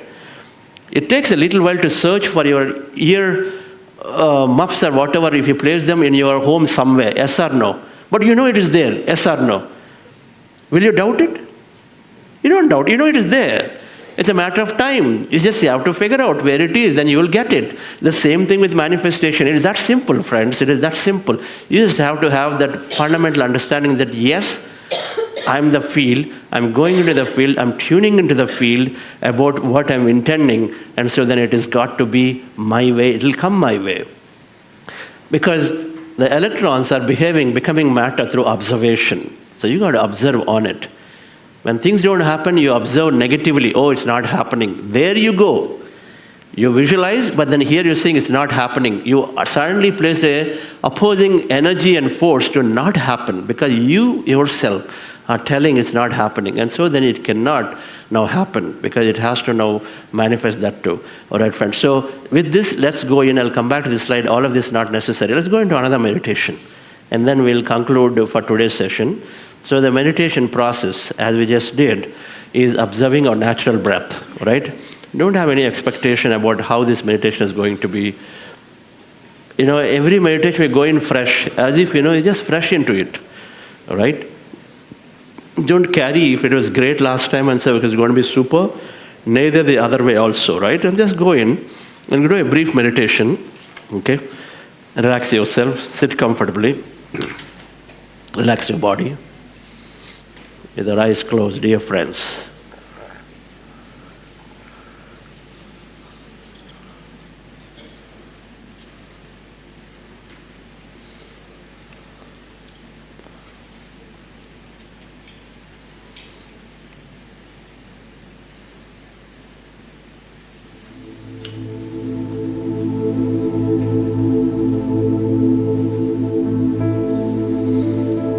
With your glasses removed, fingers into fingers, hands comfortably rested in your lap. Observe your normal, natural in-breath and the out-breath.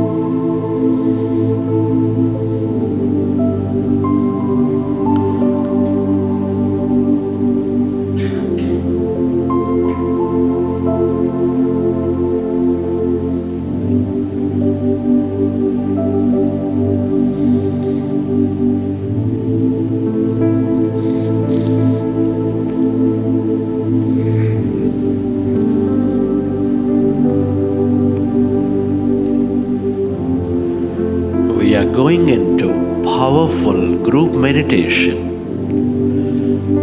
observe your normal, natural in-breath and the out-breath.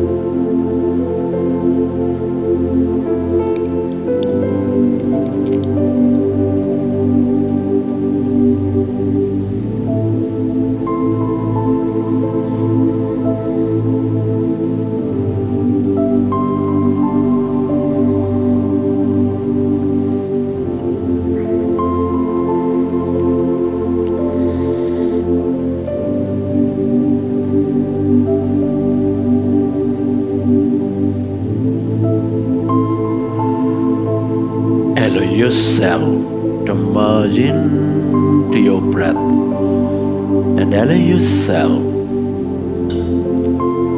to experience that calmness, emptiness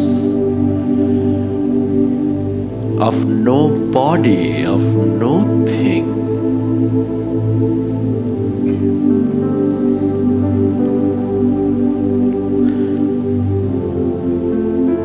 As you merge into your breath,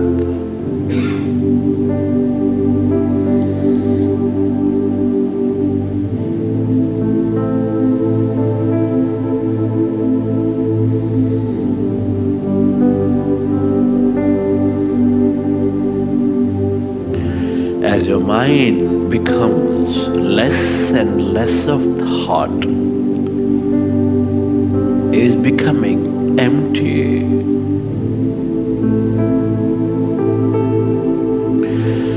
You channelize that energy into the present moment. You develop greater awareness.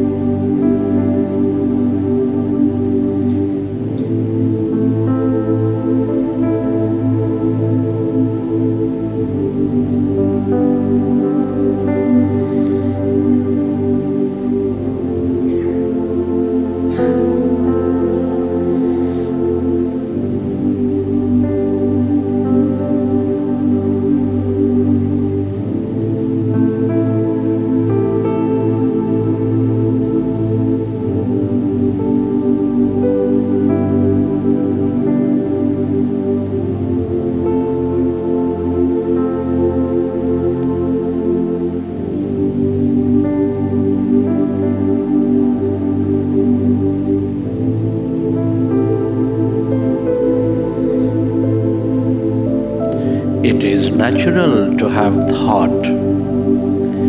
When you recognize you are in thought, go back to observing your breath and allow yourself to slowly go into that calmness, emptiness.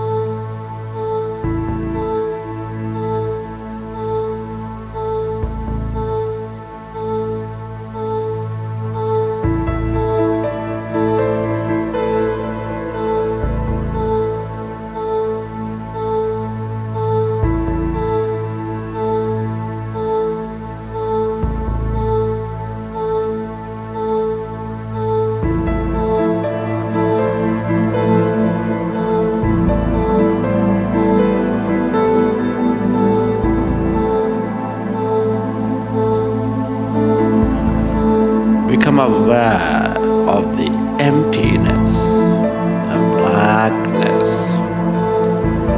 as you merge into your breath.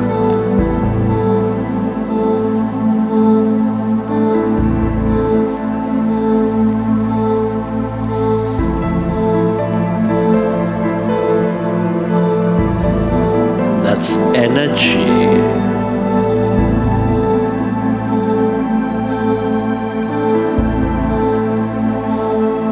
The quantum field of energy,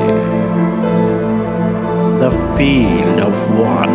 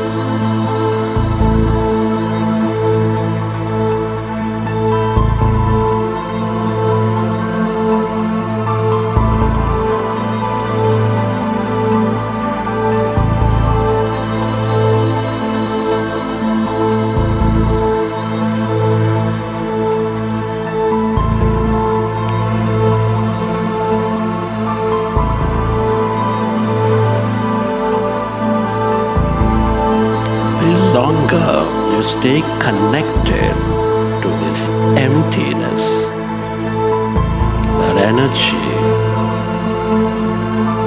the more possibilities you draw into your life.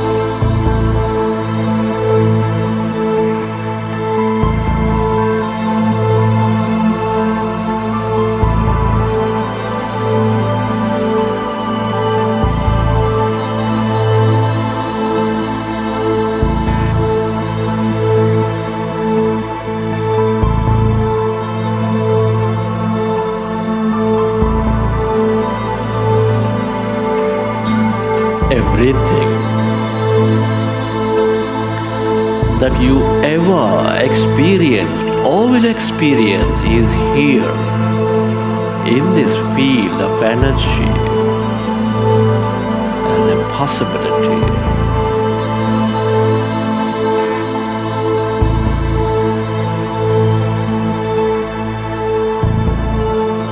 The more you are with it,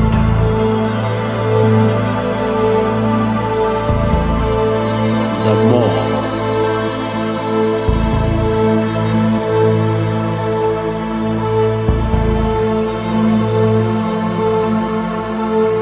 you experience the possibilities you intend.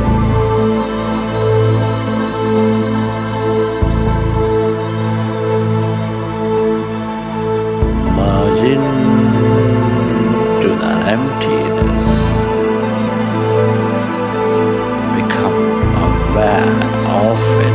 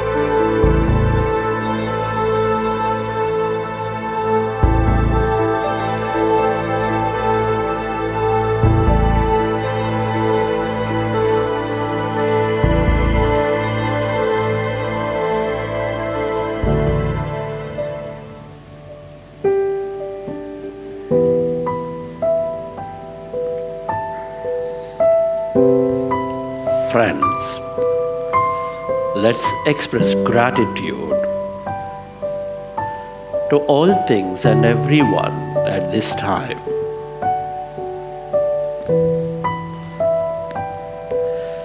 Gratitude to your parents, teachers, mentors, family, friends, colleagues, everybody.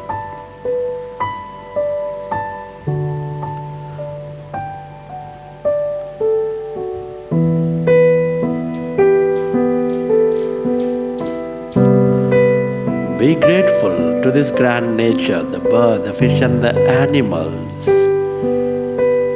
to all the technology, everything you use, the system, the companies, the governments, to yourself and to this intelligent field.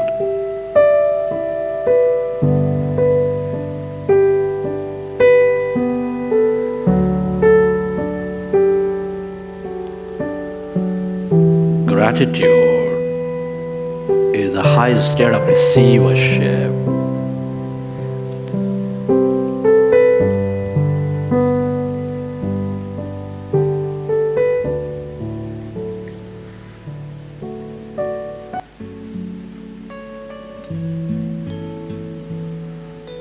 Relax your body.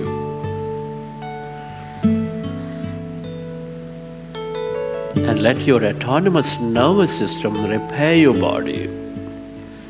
I am so blessed. Absorb these energies. So blessed.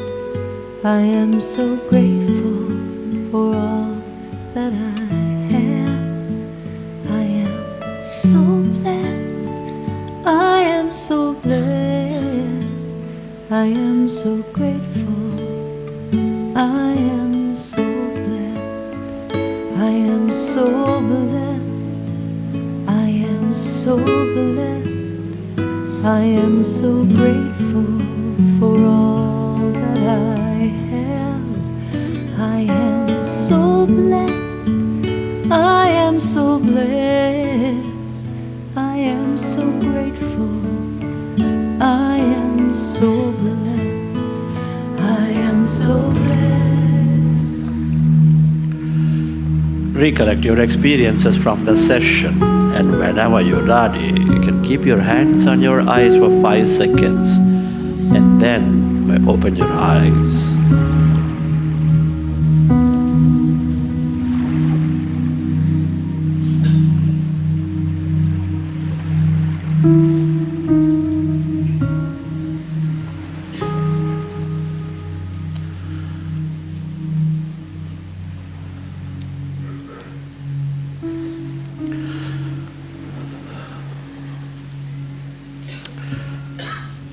Okay, dear friends.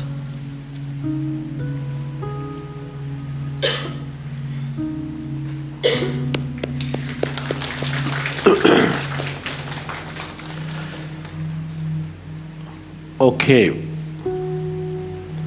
How many experienced emptiness? Or a place where you're not there? I didn't feel that you are there even for moments. Okay. Answer is, a lot of times you don't even know. In meditation we transcend time, so you think that you may be full of thought, but there are always pockets where we go into the empty states. It's just that we don't know. With this practice we increase the emptiness longer and longer. Alright friends? So we come to the conclusion of today.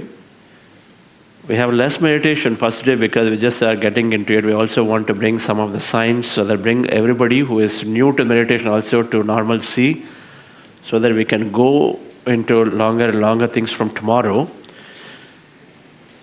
And so thoughts are fundamental to a creation. And so we already learned breath meditation as a way to elevate our thought. When you calm yourself, there's a lot of thought, there is a lot of good thought. And of course, when you go into the field, many possibilities, many insights, inspirations come based on where you want to be. And so a lot of times you never thought that something you'll think this way and then you implement it. A lot of those come, inspiring thoughts do come. We've learned gratitude, we're expressing gratitude. Gratitude is a great way to elevate ourselves to a higher feeling so that you have good thought. So there's a gratitude, there is meditation, the two tools which are keeping us in a higher, better, positive thought. And we'll learn more as we go along. Tomorrow we'll introduce something. But if thoughts are fundamental, and so tomorrow in the morning, and every day morning our meditations are going to be in the mega pyramid. Alright, so in the morning we will go to the pyramid. And then how many people have not visited the pyramid yet? Okay, so those of you who have not visited, if you want to visit, after dinner we're going to take you to the pyramid. It's optional for those who do not want to, but when you go there, there'll be a 10-15 minutes of silent meditation in the pyramid for you to experience it. And afterwards you can continue there, or you can, end your day and then go back. But tomorrow we want to go there earlier than later possible, and then do our meditation. Now pyramid, the meditation I'll explain tomorrow, is going to be a little longer, but it'll be much faster than what it is right now, because the pyramid is that way. Your morning will be different. And so if anybody thought that I already spent 2 meditations and I haven't understood really, just rest it. Have faith in it and go into it. Those of you having good time, and then be there. How many people are having good time? Okay, don't please me. All right, that's great. That's great. And those who didn't raise, either you didn't listen or whatever, but if you're just there, just be there. Just be there, bring yourself tomorrow, it can be completely different. This energy is there, nature is there. So what time, the question then is, what time should we meet tomorrow? If you're all raised hand, having good time, what time should we meet tomorrow? Was that? 4, my God. So you're scaring me now, okay. 6 o'clock. So there is a middle ground is there. Okay. Day after tomorrow, 5, who said this? Okay, Rajivji is saying, okay, it's a concession to you. For 5:15 a.m. 15 minutes I gave you. So 5:15 a.m. we'll meet in the pyramid. All right, friends.